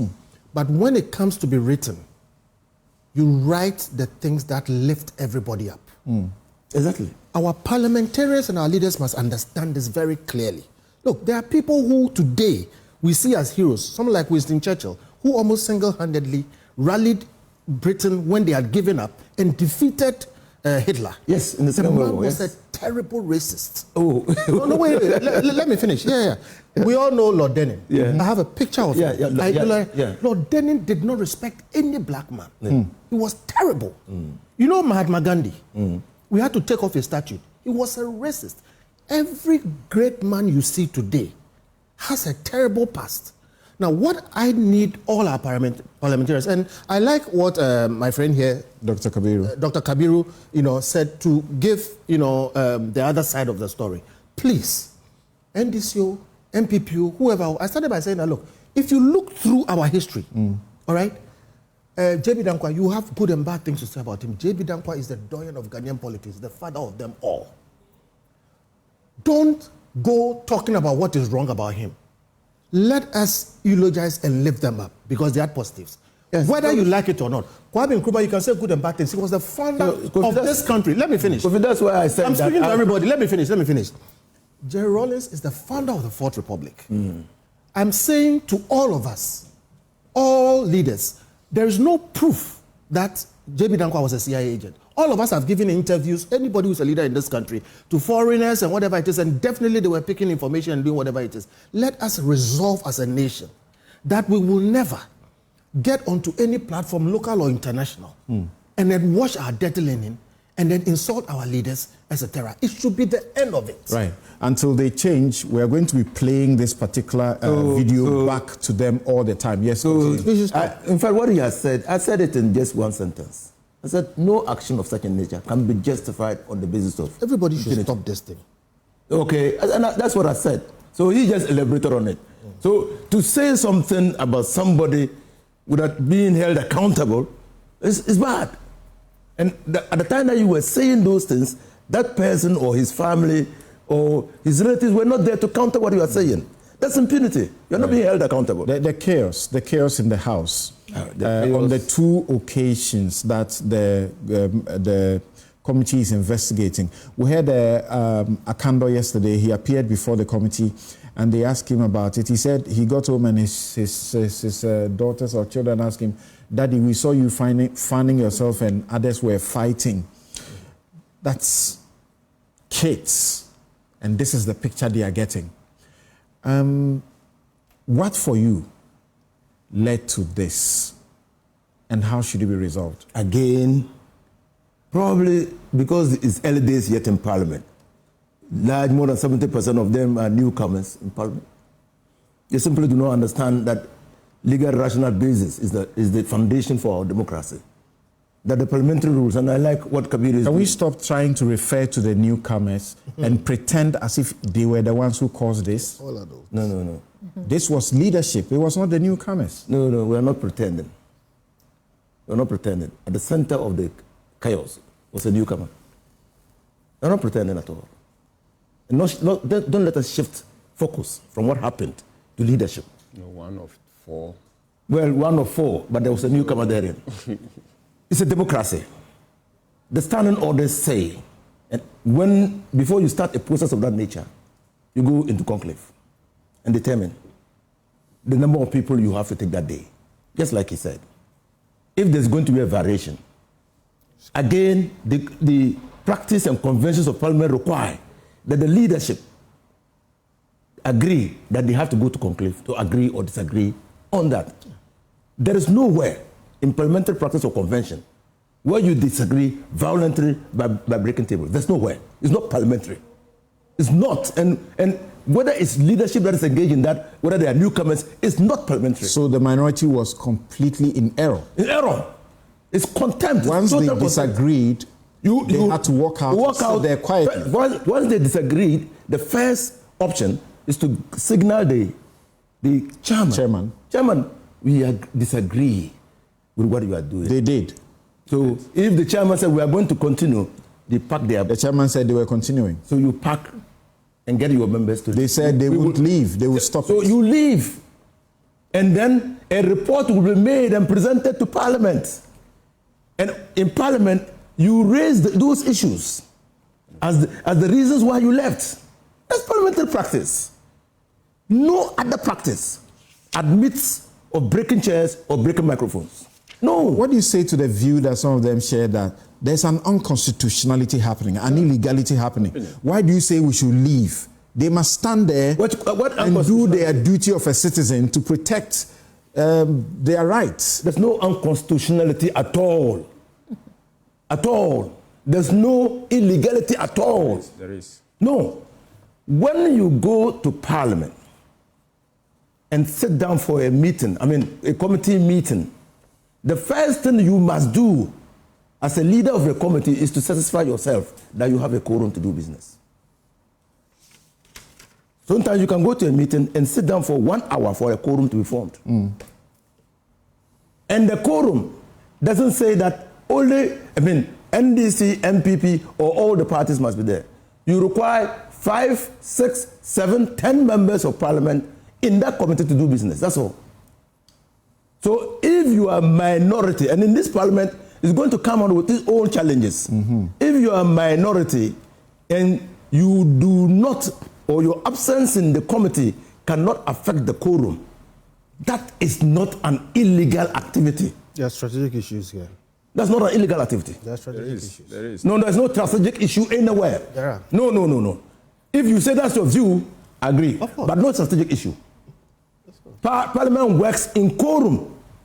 Again, you talk of strategic issue.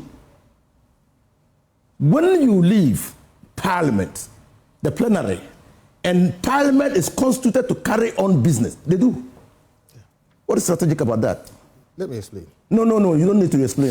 This is a parliamentary. I have been in Parliament for close to 16 years. I am a strategist. Yes, so you are talking from outside Parliament. Yes. And I'm saying that there is nothing, there's no illegality, there's no unconstitutionality. If you say strategic, problem from the minority.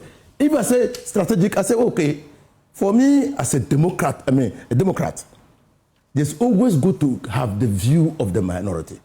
You promote inclusiveness and give that meeting, those decisions taking some acceptability, some legitimacy.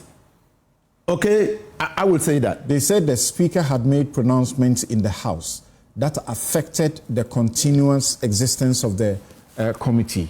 So the committee needed to pause. Yeah.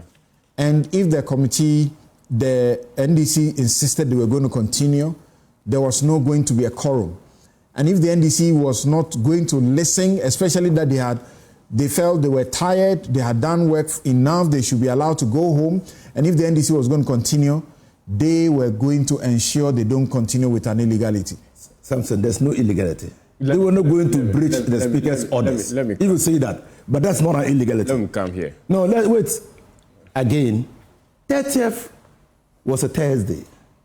31st was a Friday. That Friday, Parliament was sitting.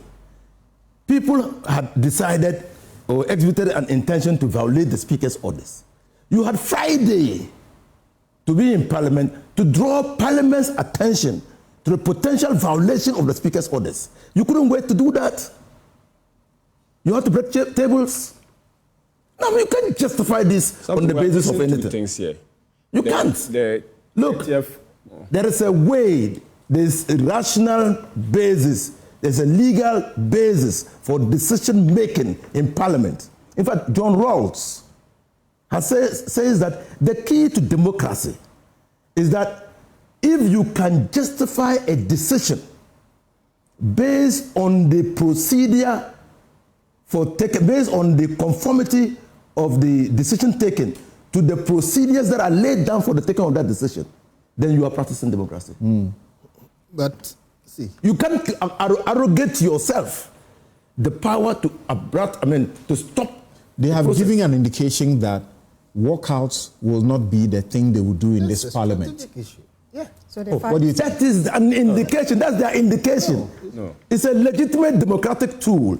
If they say we will not be part of it, that is them. But that should not give them the impudence to take the law into their own hands. They say that they saw that what the majority was doing was to set the stage so that they will walk out. Exactly, that's and strategy. they decided they won't walk out. That is strategy. And walk out is not going to be a strategy so for they them. decided that they won't walk out. And decided that they must break the tables. That's the thing. And decided that they must break the microphones. No, that's the thing we need. No, that doesn't justify that. How do you justify it doesn't justify that. to walk out on the basis of breaking microphones? The first thing is that the members of the committee were there to perform a constitutional mandatory rule, Article 78, prior approval. That is their rule given.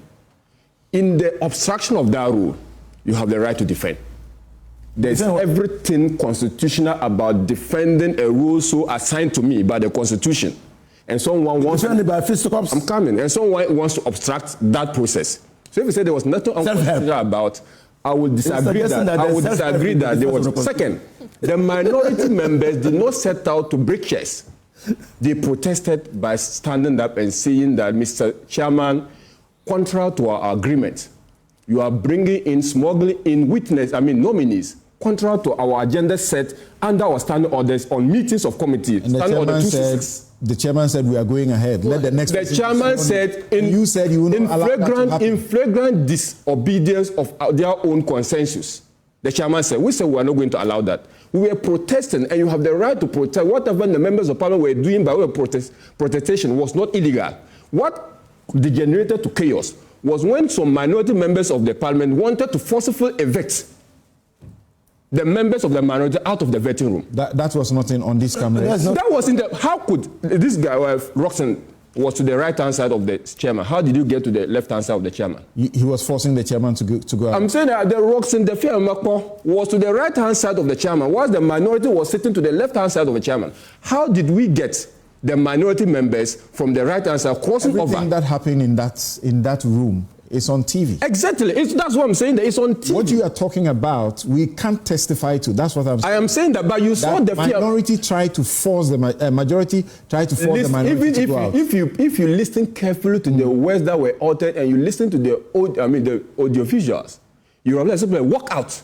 If we want to walk out, the members say no, we will not walk out, but we are insisting that the right thing should be done because we can take the next nominees the following day. Did they hold anybody to push them out? I'm saying that they even, this Keita MP, you saw him.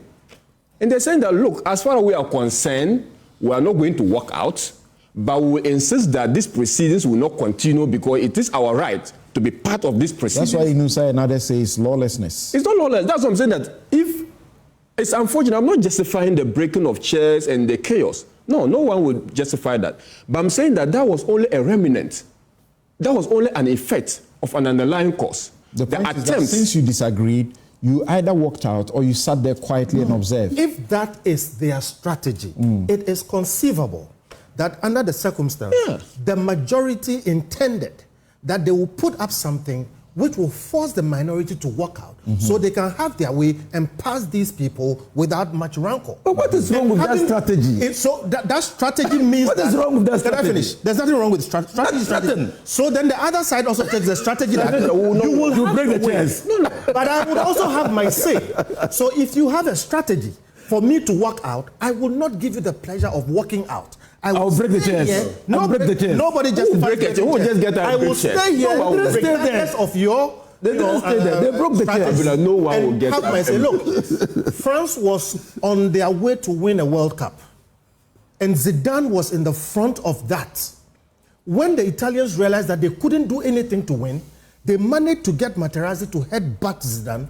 Zidane became angry and did something that he was moved out. That is how they lost the World Cup. Sometimes the strategy of your I tell you that in 2017 that you are going to do something that inures to their benefit. What I'm saying is this: nobody can justify. In 2017, if the strategy was to make them walk out, then indeed they were right not to walk out. No, they were not right. If the strategy, they were not right. They were not right to break they were not right. But if the strategy was to make them walk out, I agree that they should not walk out. We're not walking out.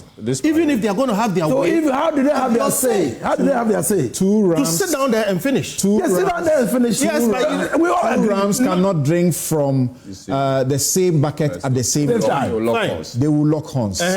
Yes, that's the African so that's the scheduling problem. Yeah. So they should agree who would drink first and who would drink second.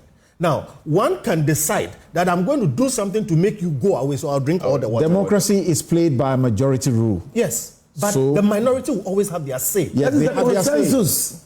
If you fall to the strategy and you walk out, you have lost your say. So if you know that I will not have my way, but I can have my say, and look, there is value to that say. When the vetting was going on, there are pieces of information that came up which were necessary.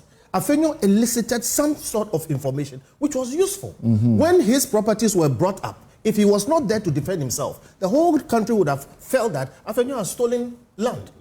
But he was able to prove that he had a lease.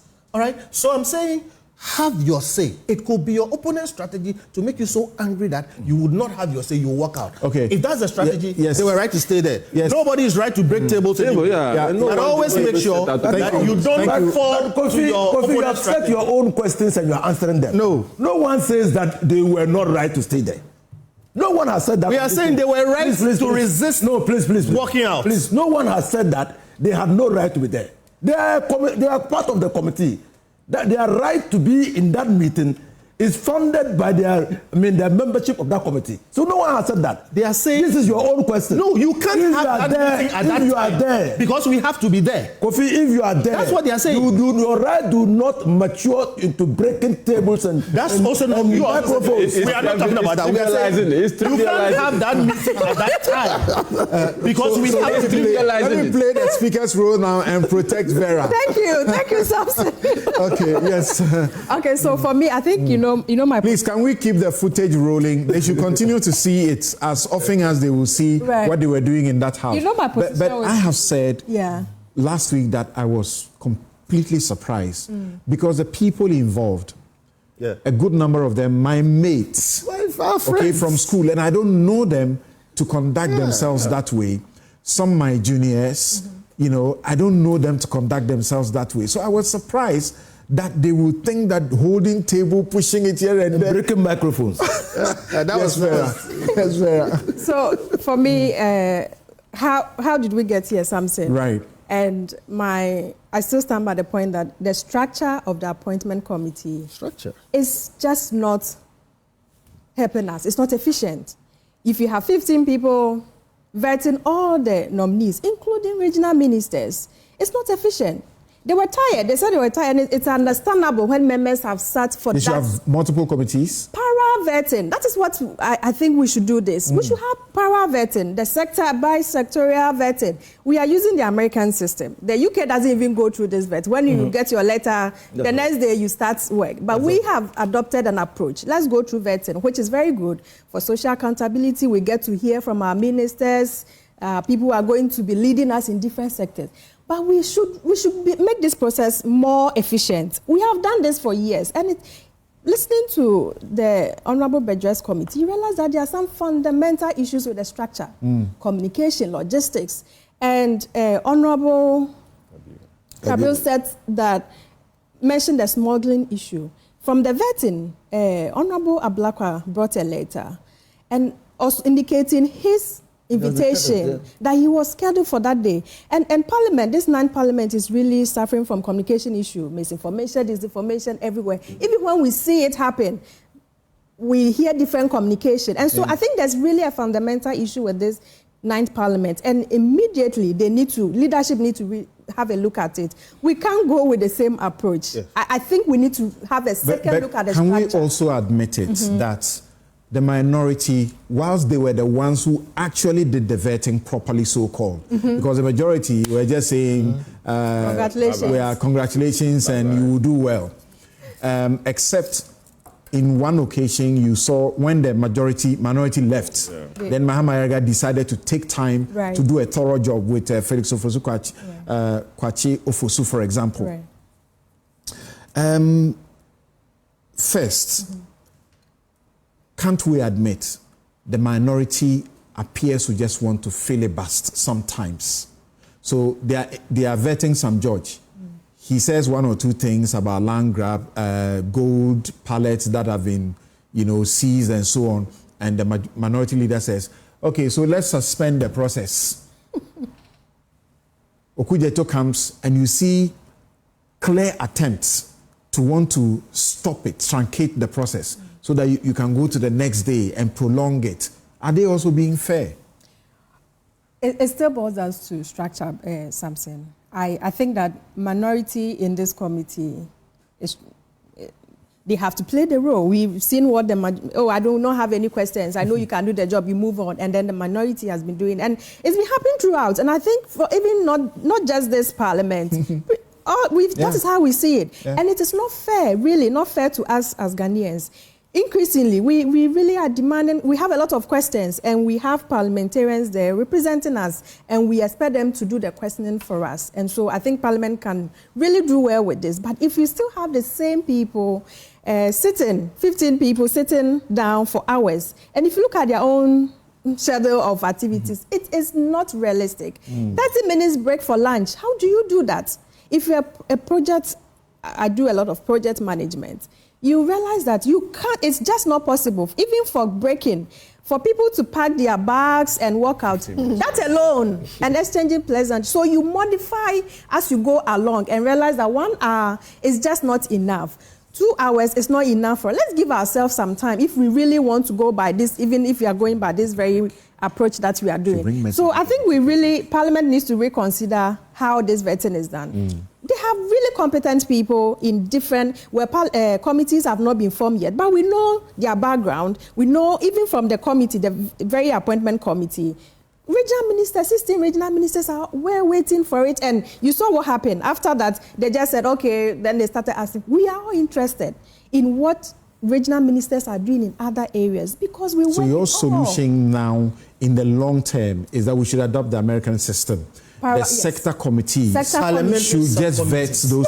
Yes. I also so that one day you could have as many as 10, 20 being vetted. It could be pre-recorded. We could go watch it later. Different platforms could. Do you agree this works? The Parliament is moving towards that.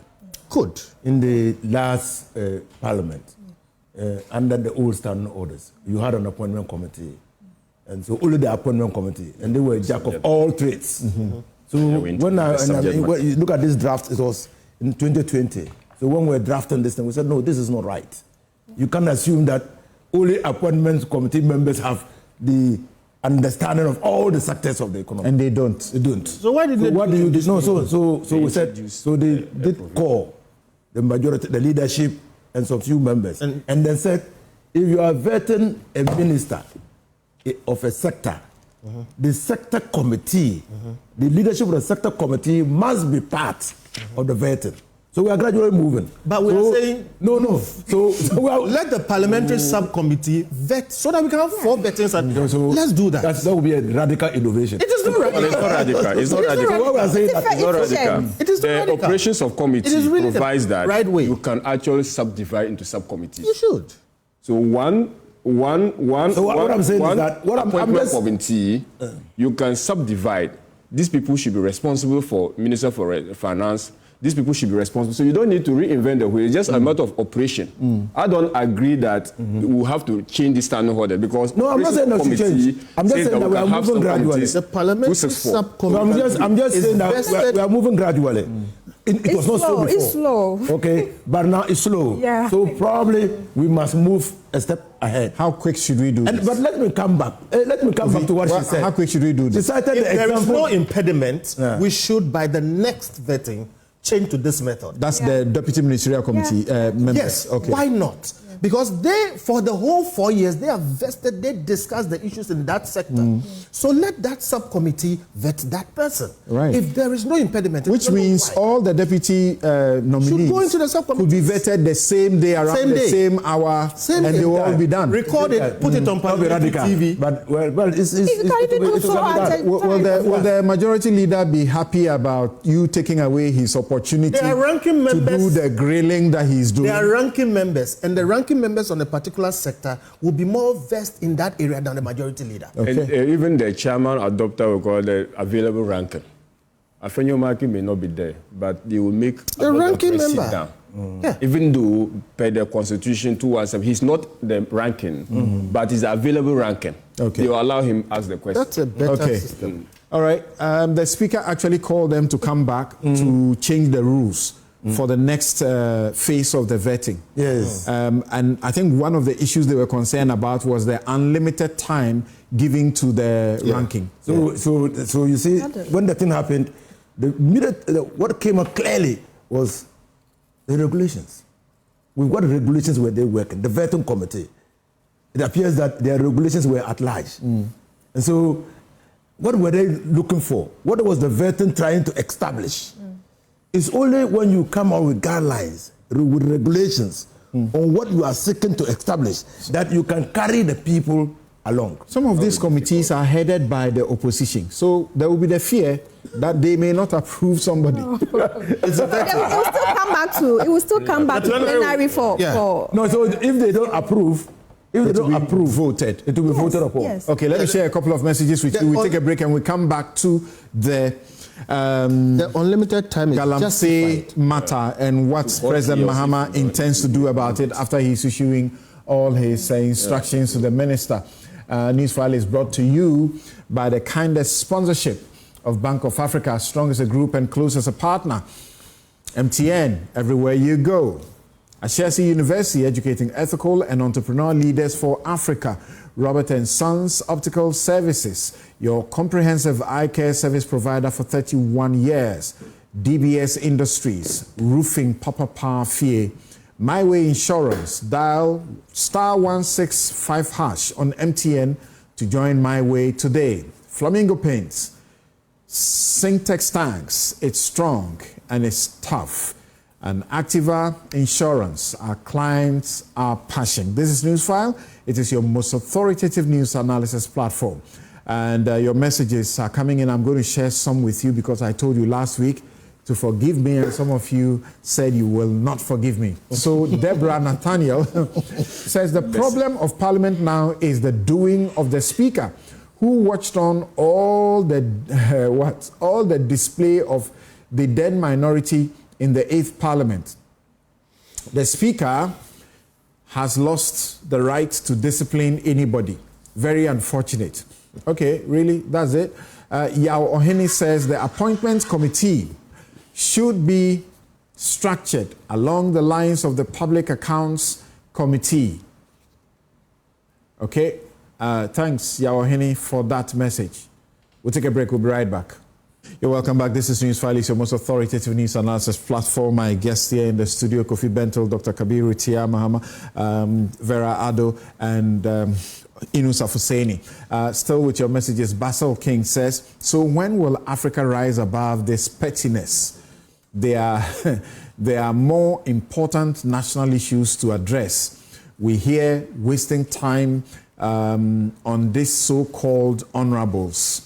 Theophilos Amasa, you see what you allow people to call you, so-called honorables. Theophilos Amasa says, why did the NDC, being a minority in the 8th Parliament, decide not to walk out but insist on sitting at the majority side? Yeah. The NDC has behaved erratically for too long. It must stop. We are talking about the MPP now. Why are you talking about the old one? Yeah. Derek Darling Ampofo says, when it's the NDC, it's okay. But when it comes to the NPP, it's bad. Until the NDC becomes civil, the NPP will reciprocate same. Okay, so that's where the problem is. When the NDC was doing it, the NPP was complaining. If you are complaining it's bad, you stop doing it. Is that not so? Yeah. The majority have no moral right to ask for accountability of what was said. Whatever stupid things were things the NDC did in the 8th Parliament, the NPP will reciprocate. Okay, same thing you are saying. Davido says that we can change the vetting committees as much as we wish, but if parliamentarians behave like rivals, nothing will change. They behave like rivals, Charles, but that's what they are. It's a political chamber. Charles Thompson says Sam George is a critical and analytical thinker of the highest order. Ceci Collet says that Sam George is a brilliant, brave, and just wish him well. This is how ministers should address issues with confidence and integrity. Daniel Exodus says, man of integrity, go high, Sam George. All right, so that was the first segment we had, the exclusive with Sam George, the Minister for Communication. So now let's move on to how to fight the existential threat that we've paid lip service to for a long time. A president put his presidency on the line over it, and it got worse. So how are we going to get out of it? But before that, Kofi Bentel wanted to say something. A lot of the times he he's making policy statements. Let's hear you. I was saying that in the present structure, which I think should be changed, the unlimited time given to the minority leader is justifiable because it is really the minority that does the vetting. True. All right? So to that extent, I think it's justified. It does not also mean that it should be abused. I think 3 hours in a stretch is a bit too much. What we also need to know is this. Vetting essentially is inquisitorial. We are not looking for what is great about the person. That's the angel you don't know. We are trying to look for the potential problems that can arise. So when you go after the person, you're asking even which secret society they belong to. It is because some people are more informed or they are more passionate about doing what their pastors tell them than what proper policy tells them. So we should appreciate the negative side of vetting because that is what is in our interest. However, we've said, and I repeat, it's best that the parliamentary subcommittees, which over the 4 years, or at least over the period, have been vested in those issues, vet those persons. And even where the chairman of that subcommittee is on the opposition, it is good, especially because vetting is inquisitorial. We should note that ultimately the plenary will make the decision. And in a situation like this where we have... Imagine Okujeto, Sam George or Manebuama appearing before a committee chaired by an MPP MP. How many days will the vetting take? So that's where there must be some sort of management of the time. You have a certain time and it has to go to plenary. But imagine how substantive the vetting will be. Noting also that Sam George faced no risk. There is no way with this kind of majority he could have been voted down. But they prefer consensus. But they want to be seen that all the sides of the house supported them. It is preferred. It is not always possible. And it is not necessarily virtuous. Okay. Where there needs to be, a grilling, some of these things, the questions and, things that come up, force the people to act in a particular way when they are in office. Good question. So but if you say that your wife helps you to supplement your, takes care of you, and all of us, our wives take care of us, then we have to answer whether if our wife gives us money, we pay tax, our wife pays tax on the money. Those issues that came up, look, we're all adults, we know what is going on. It's filibuster. It's just an attempt to delay because he knew that question was not a question he should ask. Well, on one side it was, but on the other side, look, if there are... No, but it doesn't make sense. You don't ask that question. Yeah, it's completely flawed. We have a corruption problem in this country. And when you go into you are doing cross-examination, okay? When the person is bringing up issues of character, etc., on one side, then you also can go there. Now, if we say we have discussed, unexplained wealth, right, and all those things. If we are going to go there, let's go there. If we are not going to go there, let's stay away. You see them do a lot more argumentation than asking questions at the committee. Well, okay, everybody wants to say something before we go to Galamsey. Yeah. So please forgive me. I'm sorry. I'll be biased. Vera, let's hear you. So if you look at the report from the committee, they don't report on some of these personal questions they ask. And I'm wondering why. Yes. If you check their report, it's all about the issues. I'm like, but this is not what we saw. So where do we get reference to those questions asked? Afenyo is justified about the content of the report. Yeah. He's not happy with the content of the report. It's justified, yes. So is it the practice? Because if you look at the reports to Parliament, I'm like, okay, no, I think something is missing. So maybe they should have another subheading on there. There is the proceedings of the committee will have a detailed Hansard containing the proceedings of the committee. From this official report, you get the report you submit to Parliament. Okay. So every single question, my rational expectation, the act should be contained in the Hansard of their committee. But you raise an issue about risks of someone appearing before an MPP person like Akujeto. There's no risk at all because the proportion of this subcommittee is going to go in line with the ratio used by Parliament. So if you have the majority member in that subcommittee, there will be majority members as members. And the chairman, though the chairman, your decision can be challenged, it will be put to vote. Okay. All right, so there's no risk at all. If you look at the way Parliament operates, there is risk, but it's not high. Okay, there's no that risk of people bullying people and trying not to approve people at the committee level. Thank you very much. We are happy that on this table everybody agrees that the best way to go about this vetting process or confirmation process is to fully adopt the US system and not adopt it in part. Even the way they have adopted it, I saw you, Gideon Boakon, you those with knowledge in finance and economics. You were brought in there, you were only limited to 3 questions. Meanwhile, the person who was allowed to do the whole how many hours may ask a question and cannot follow up because the question was given to him by somebody and they don't understand not on that. the issues. Right. Okay. So we can move on to Galamsey now. You're okay? I'm okay. I'm just saying that as part of the process now. I mean, Subject Area Committee members are supposed to be part of the vetting. I think they should give him more time. Okay. They should give him more time to ask questions. Right. Thank you very much. Now, listen to President John Mahama speaking at one of his thank you tours and issuing directives to Emmanuel Ama Boa, the Minister for Lands, to begin a process to fight Galamsey. How do you fight Galamsey without putting your presidency on the line and hoping to win? Yes. No. My brothers and sisters, the whole country is appalled at the extensive environmental degradation that has been caused by illegal small-scale mining, popularly known as Galamsey.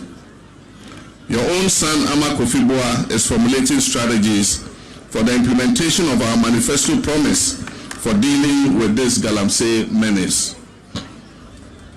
Our plan will involve the communities, including the chiefs and the youth, to take part in protecting their lands and forests and water bodies. We're not going to make it the responsibility of only the security agencies.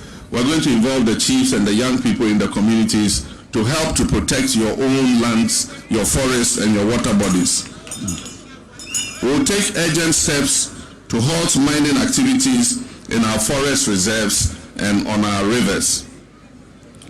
Ladies and gentlemen, I'm grateful to note that the recent cholera outbreak is abating, but I urge you, our fellow citizens, to continue to take protective action by making sure that your sources of drinking water are safe and that you take the necessary steps to avoid being attacked by cholera. The President has issued out a directive that anyone in the forest reserves mining should vacate those spaces. We are giving them up to 2 weeks that if you are mining within the forest reserves and you don't want to be on the bad side or on the other side of the law, you have 2 weeks to vacate or to leave those spaces. Again, the other area had to do with our water bodies. So we are also giving them 2 weeks period that if you know you have any investment whatsoever and you are on the water bodies polluting them and then destroying our water bodies, you have 2 weeks to leave the space.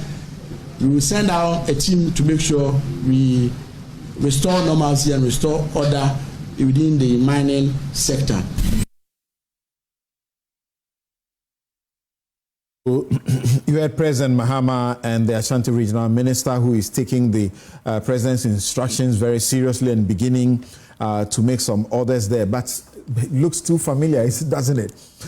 We have been here over and again. Yes, I've hosted this show for over a decade. I can tell you that I have seen this too many times.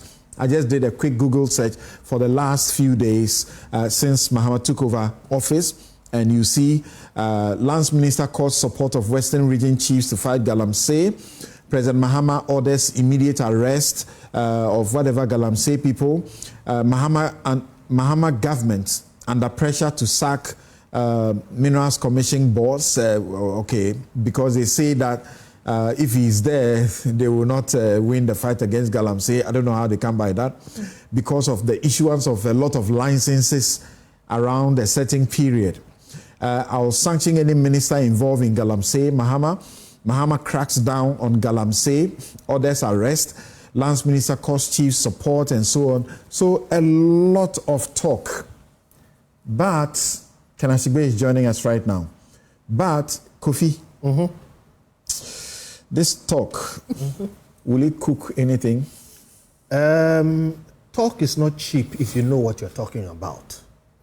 So the question is, do they know what they are talking about? I think that we have underestimated the Galamsey fight. All right? Gold is a spirit. And from time immemorial, it makes men mad. If you know the stories of the Wild West, Kofi, Say that again. Gold is a spirit, and from time immemorial, it makes men mad. If you know the stories of the Wild West, people killed and died for gold. And go to Egypt, whatever. So when you see people risking their lives to go after this, and we think that we can just treat it as a simple law enforcement issue, that's where the problem is. So here, I wish President Mahama well. But dear President Mahama, don't take this lightly. People are prepared to kill and die over this matter. And in the process, unfortunately, look, recently I heard a story about people handling mercury with their bare hands. Yeah. All right? People are doing things in pursuit of this gold, which will affect them, their children, their grandchildren. All right? People don't appreciate the kind of dangers they themselves are involved in. So we should take this thing more serious than we have done so far and deal with it. Then we have also not taken recovery serious enough.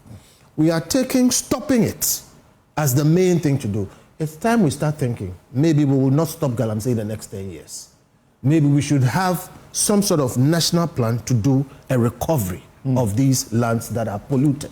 Okay, but I think so far we have underestimated the fight. That's why we are not winning. We need to up that game. But is the rhetoric also important? That we hear the president, someone within his government, so to speak, in his party, is accused, an MP is accused of being in front of the Galamsey in the Awawim constituency. Then he says, police and those who must do whatever it is, go in there, make the necessary arrest, and so on. Is that helpful? The rhetoric has been hollow. Look, I remember about 10 or so years ago, Yusuf Husseini and I were there, and I think around that time, they talk about drones and whatever, and I said that it won't work. Why? Why would you go and buy drones and whatever? The helicopter can do the work. See, at the end of the day, until I hear somebody say that if we find gold, if we find Galamsey in your district, the district chief executive loses his job. Yeah. And the regional minister has something to answer. The president said this, quote, no member of this government is to engage in any form of small-scale mining. Note that. It's not illegal. Small-scale mining or Galamsey. Any such person will face sanctions that shall be swift and severe. That was very heartwarming to me. The last time I heard anything that was warming to my heart was when President Akufo-Addo said he was going to put his presidency on the line, and he failed abysmally. So when I heard President Mahama say this, I thought that was a step in the right direction. Dear God, let him live by his promise. Kabir. Galamsey is an issue. We've lost elections, we've won elections on the back of Galamsey. God is a spirit. We use Galamsey issues to criticize the ruling government, and we win election, and you lose election if you don't do anything about it. I kept saying that the Mahama administration should look at Dr. Bawumia's blueprint for Galamsey. And some people didn't understand me. They should go in there and look at what exists there, including creating the common pool of facilities to help the miners, because they can't afford small-scale miners, so that you regulate them properly. Yes, go on. Yeah, that design takes lessons from South Africa, where gold mining is taking place by small-scale miners without those of the challenges we face here. And USA. And the United States. So I think that it's a livelihood issue. We must find a way of protecting people's livelihood by regulating. And I found this present statement rather to be very populist. Populist in the sense that the bit about no DC should do small-scale mining. That bit, I don't think small-scale mining... No member of the government, not DC. No member. I mean, I don't see why a member of government cannot do small-scale mining. With the greatest respect. If you want to do it, don't join my government. That's what I'm saying. I don't see why an industrial member of government cannot. We're in crisis. Unless, of course, you are saying that let's stop small-scale mining. Let's leave the resources in the ground. Let's allow maybe posterity will come, and future generation will come and decide to do whatever. I would want us to fight it by putting in place. The Bawumia solution was not to stop small-scale mining. but was actually geared towards regulating them, ensuring that they mine sustainably, and we get the best including out of a mining resources. bank. Yes, we get the best out of the resources, right? So I think that Galamsey, illegal mining of resources, will have to be condemned, whether by a member of government or someone outside of government. But if the government wants to say that, look, if I stop my appointees from engage in small-scale mining, maybe I'll send a signal to other members that if you do small-scale mining illegally, or if you do mining illegally, it means that I'll come hard at you. That optics is okay. But I don't see why a legitimate business of an appointee, where there are rules provided that you can do it without actually, crossing the boundary between conflict of, interest. Are you seeing signs of commitment to elevate or escalate the? I don't see, unfortunately, I don't see, because unlike the 120 days commitment of the president and his religious adherence to some of them, and the concrete measures the president has taken so far to ensure that he is able to fulfill, i.e. the 60 ministers I've promised the people of Ghana, the code of conduct I will give to the public office holders, the fight for Galamsey has been left without timelines, has been left without concrete steps that the Ghanaian people can go along with the president of the republic, that look, these are the steps, these are the milestones, we will meet this milestone, after this milestone, another, with clear timelines. If the president had presented to the good people of Ghana that clear time-bound or kind of strategy, I would have had every confidence that this is going to be something different. Because this statement by the president is not something different. The same statement was made by the president, Nana Akufo-Addo. I'm sure previous President Mills had also had his fair share of those commitments by way of statements. But until we get something concrete, until we are able to say that, okay, the president has promised that within one year, these are my measures, I'm going to transition every illegal miner into a scheme. And that within a month, the registration should be done by the district assemblies of every miner who is there, whether legal or illegal. We have a moratorium, or we have a respite for every single person, whether you are doing illegal or legally. We want everyone to come on board. Until the president have something of that nature, I will not have confidence in a mere statement that I would sanction.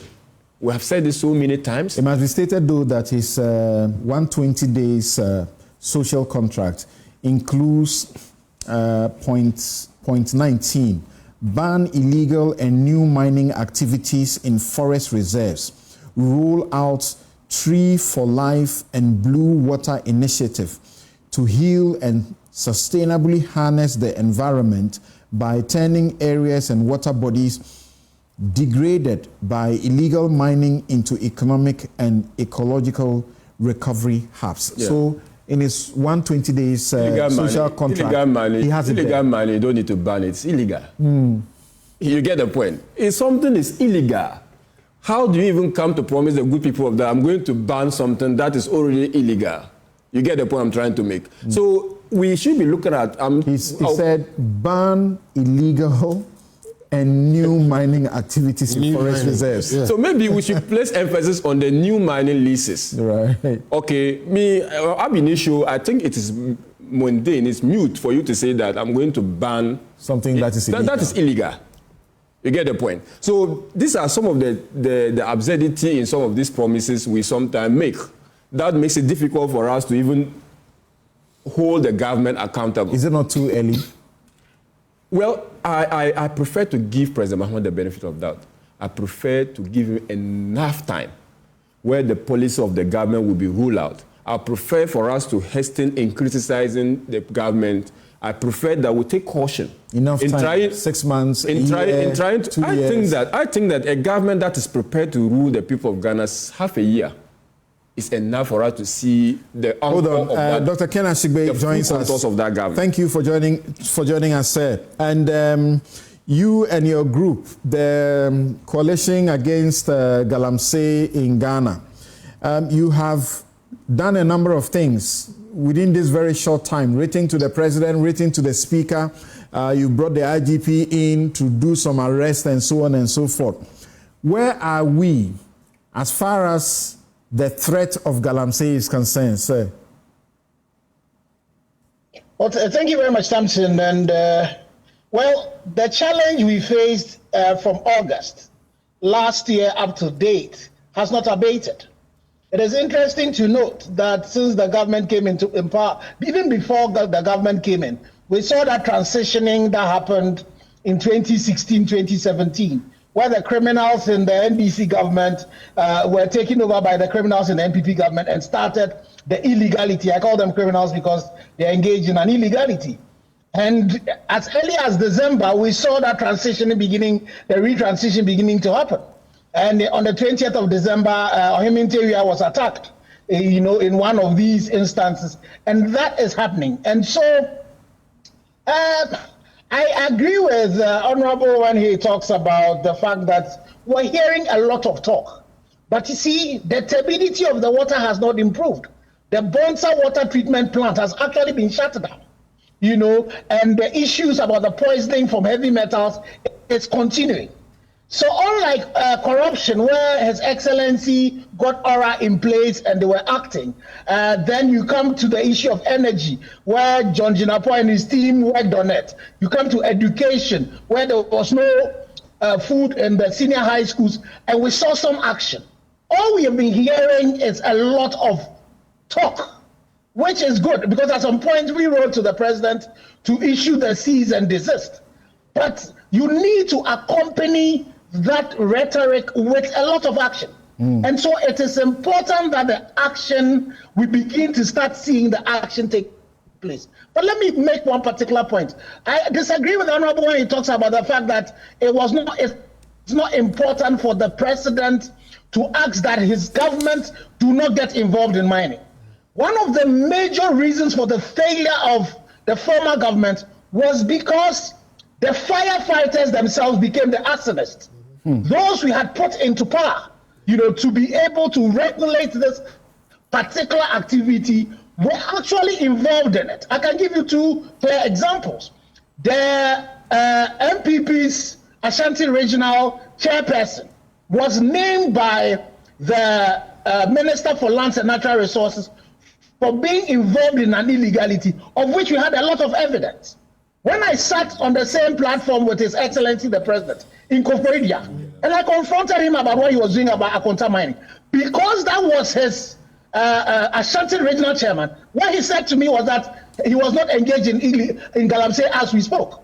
We also saw the example of the DC for Bosomen Freo, who was also engaged in an illegality, confessed that he was engaged in an illegality. All we saw was the fact that he had been dismissed.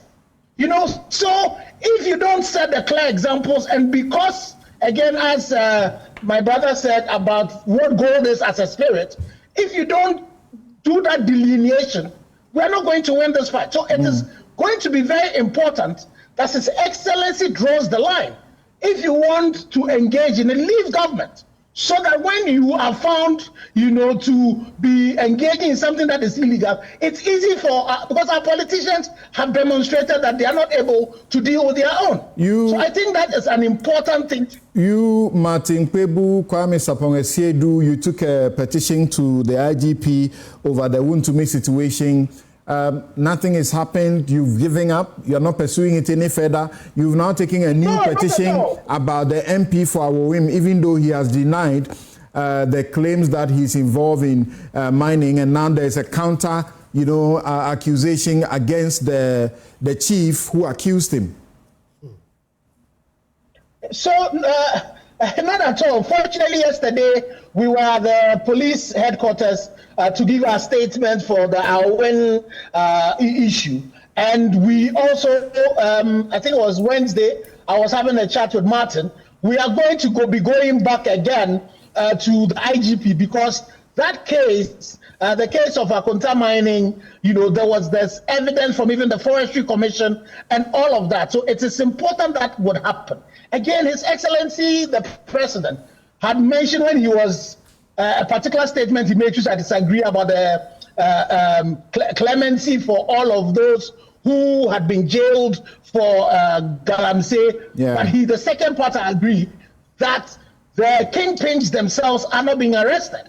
And so the president needs to demonstrate that when we mention a politically exposed person engaged in that, I am hoping that before even our petition as private citizens, His Excellency the President would take action on the issues of Wontumi. He would also take actions on those named by Professor Frimpong Boateng, because the state has the power to be able to investigate all of these things. Individuals as we are, we will struggle to be able to do that. And so it is important that in all of these situations, some action is taken. We've written to the president about our own MP, the speaker as well, and then IGP. I'm not too sure whether the other two have spoken to the IGP and the reason why this is beginning to take place. Action has to take place. And Samson, let me add this.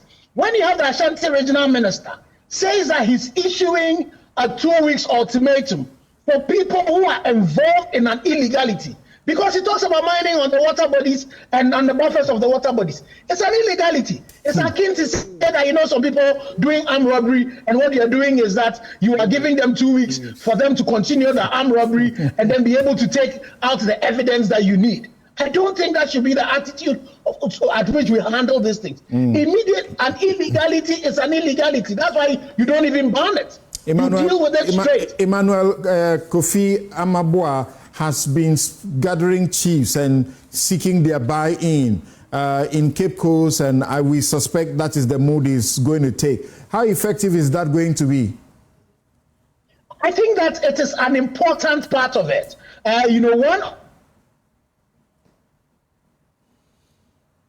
Okay, so his line thing that we look up. Okay. Your line is getting bad. Thank you very much for the input you have made so far. Ken Ashigbe is the one of the conveners of the Ghana Coalition Against Galamsey. That is a new group, bigger than the one that he was leading first, the Media Coalition. Okay, now let me come to, because he was there. Vera, wait, let's hear from him before you speak. Well, I think is President Mahama showing enough commitment? I think there's no dispute or argument that we have to fight Galamsey with the force that we can master. It's definitely not good for us. It represents an existential threat. Are you tired talking about it? I'm tired talking about it. Because I'm sitting here looking at you. I've asked you this question too many times. And I'm actually you came under threat yourself and all. I'm actually disappointed in the Ashanti regional minister. Why? You don't give criminals 2 weeks. 2 weeks or time to fold up. If someone defecates at your backyard and you get that fellow, you don't give that fellow time to... You order that person to take his listing away. I mean, you don't do that. I mean, when you do that, it shows weakness in you. The people will exploit that weakness. That's why I commend Professor Brown or Kluche when she went around ordering people to leave the forest reserves. And the president has already started implementing that. Yeah, you're talking about the forestry CEO that has just been appointed. When we told Nana Akufo-Addo that it was not in our interest to give forest reserve for mining. It's definitely not. That should reverse it. He refused. It was definitely not. How he came to that conclusion that we should mine forest reserve, I simply can't get it. Remember that the underlining reason was national interest. There's no national interest in mining forest. They are going to mine, bring money, they'll pay taxes. But you are killing your environment. You know what that means? You haven't done natural resource accounting. When you kill all those things, we'll import water into this country. We'll buy more air conditions into this country. You don't know the natural cooling effect of trees. I mean, you can't do that. So I think we're criticizing that, and the Fourth Estate did a publication about it and told us about a member of parliament now. He was contesting, he won. Francis Owusu-Echao, who Juaboso, he was sort of the person that was linked to several of the companies, over a dozen of them, helping them to do their registration and all of those things. We spoke about him. He has sued us that we shouldn't be talking. And you see, the people around this area, the least you say they sue you. Yeah, because they don't want you to expose them. Expose them. We must expose them. Now I say that if you engage in Galamsey and it comes to my attention, I'll mention your name. Because you are so greedy that you are polluting our water bodies. You are killing the future generation. And that you're doing it for your own selfish ends. And it's important that we don't get, and he said it, I'm combining the two. I said, Nana Dudongo Akufo-Addo. When I chaired the second attempt by the president to fire Galamsey, I said, Mr. President, it's easy to fire Galamsey. Give your appointees key performance indicators, KPIs. Imani Ghana, Kofi Bentil has been saying this, and my mind is just going back. I said it. It's been over a decade. They've been saying this. That sack the person if he doesn't perform. The only so we know the solutions. We just the only way madmen will sit up is when you start arresting their compatriots. If gold makes people mad, start arresting them. Those who are mad by default. Sika Emoja. What is Sika? I went to Chicheure. The Queen Mother told me when the 9 miners died in the pit. She said, yin nananum. No munim says Sika Koko ewo nsionu. But no omunko nsionu enko tu Sika Koko. These were people who were not educated. They knew that their own survival. They were enlightened. They were enlightened, depended on the preservation of the water bodies. And they knew that there was gold in the water bodies. What should President Mahama be doing now? Key performance independent. Number one, key. Number two, move swiftly. If you hear any information, dispatch your people. If it is true, arrest that person and punish that person. Dispatch which people? The security. The security who have been complicit. But you have gotten that information. So you are going to confirm that information. And arrest them. Punish them. I'm telling you, Mr. Mahama, if you are listening to us, if you punish 1, 2, or 3 people, Ghanaians, even though they need money. The big fishes. The big fishes. But you never catch them. You catch them. You catch them. So let me give you one. In defense of... Let's Abna come in now. Quickly, I'm adding to him. Go ahead. In defense of people like Erastus and yourself who get sued when they accuse people of Galamsey. Dear President... Some we don't even accuse of Galamsey. We just show that they are involved in helping people to get licenses and they sue. I think when they do that, they out themselves. Anybody who sues anybody or attacks anybody on account of being exposed over Galamsey should be immediately investigated by the police. What I'm saying is, when they sue you, the police should take their case and investigate them because they have brought themselves out. That way, people will think twice before they have the effrontery to, because I believe you will be responsible in what you say. People like Erastus don't just talk anyhow. All right, and then they also come under some pressure. They do that to silence you, to cow you, to make you feel that, look, if I say this thing, they'll sue me. If for nothing at all, you have to go into court. It calls SLAP. Yes, strategic lawsuit against public participation. So let's propose that to the government. Anybody who also heard, please, when we investigate the person. When we won, when we won, the NDC won. I hear like Dr. Kanashbe has said. People associated with the government immediately went and they were engaged. Yes. They should be pursued. Correct. Thank you.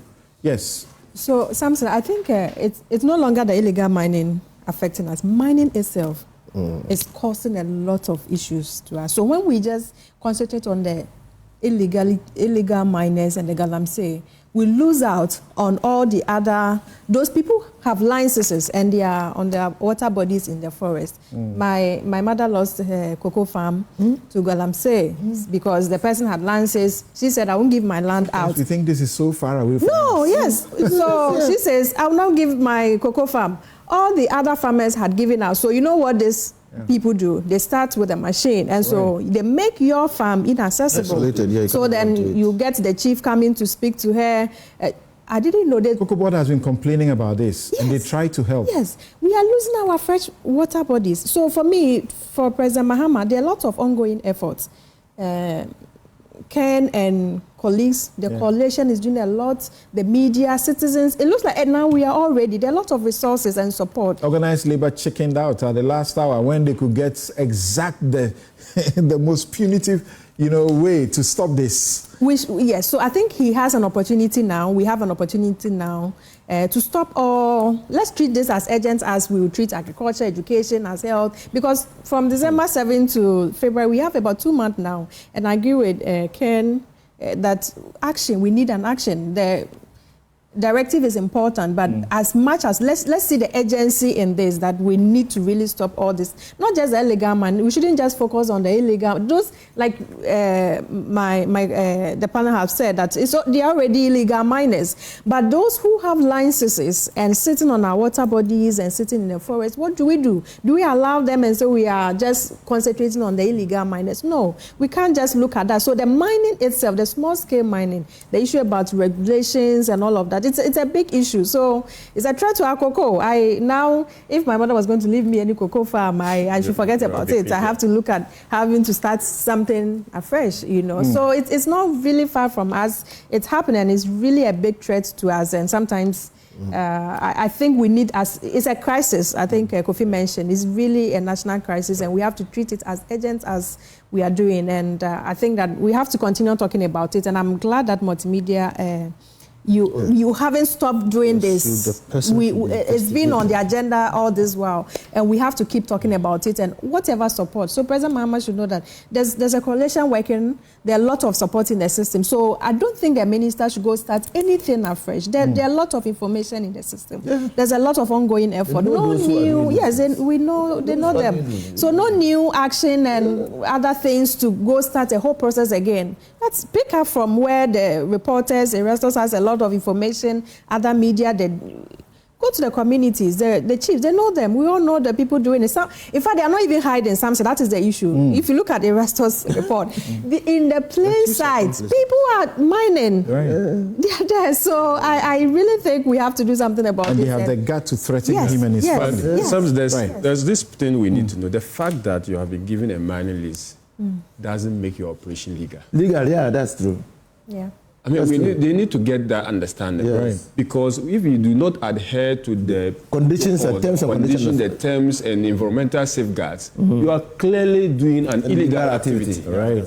So this definition of illegal mining should not be limited to only those without mining licenses. Yeah, I agree. It should be broadened to include all those who mine without following the chiefs, the traditional council in Aworim, the chief accused the MP. Then the MP turns around to accuse the chief who is leading the accusation. Difficult thing to fight. Thank you so very much. My outfit, as always, is by Konati Clothing. You can find Konati Clothing at Adenta Shopping Center or Adenta Shopping Mall, Adenta Down. You can call them 0244 676732, 0244 676732. Konati Clothing. What you wear counts. And very thankful to Kofi Bento with Imani Africa, and he's also a lawyer. Today, was it another lawyer's file? Oh, there were two lawyers. And he also has a degree in law. How are you going to avoid this lawyer's thing? Let me use this opportunity actually to thank Samson. I didn't want to do it here, but unfortunately I'm taking him off guard. He assisted me greatly during my... Samson is a good man. No, we don't do that on his file. We don't do that on his file. Thank you. They can bring me the receipt. Thank you. Dr. Kabiru Tia Mahama. You don't know that I attended the same secondary school. Okay. Old boy. Okay. So Vera, thank you very much from the CDD and Yunus Afuseni. As always, thank you so very much. Have a good afternoon. This has been Newsfile. I'm Samson Lardy Anyenini.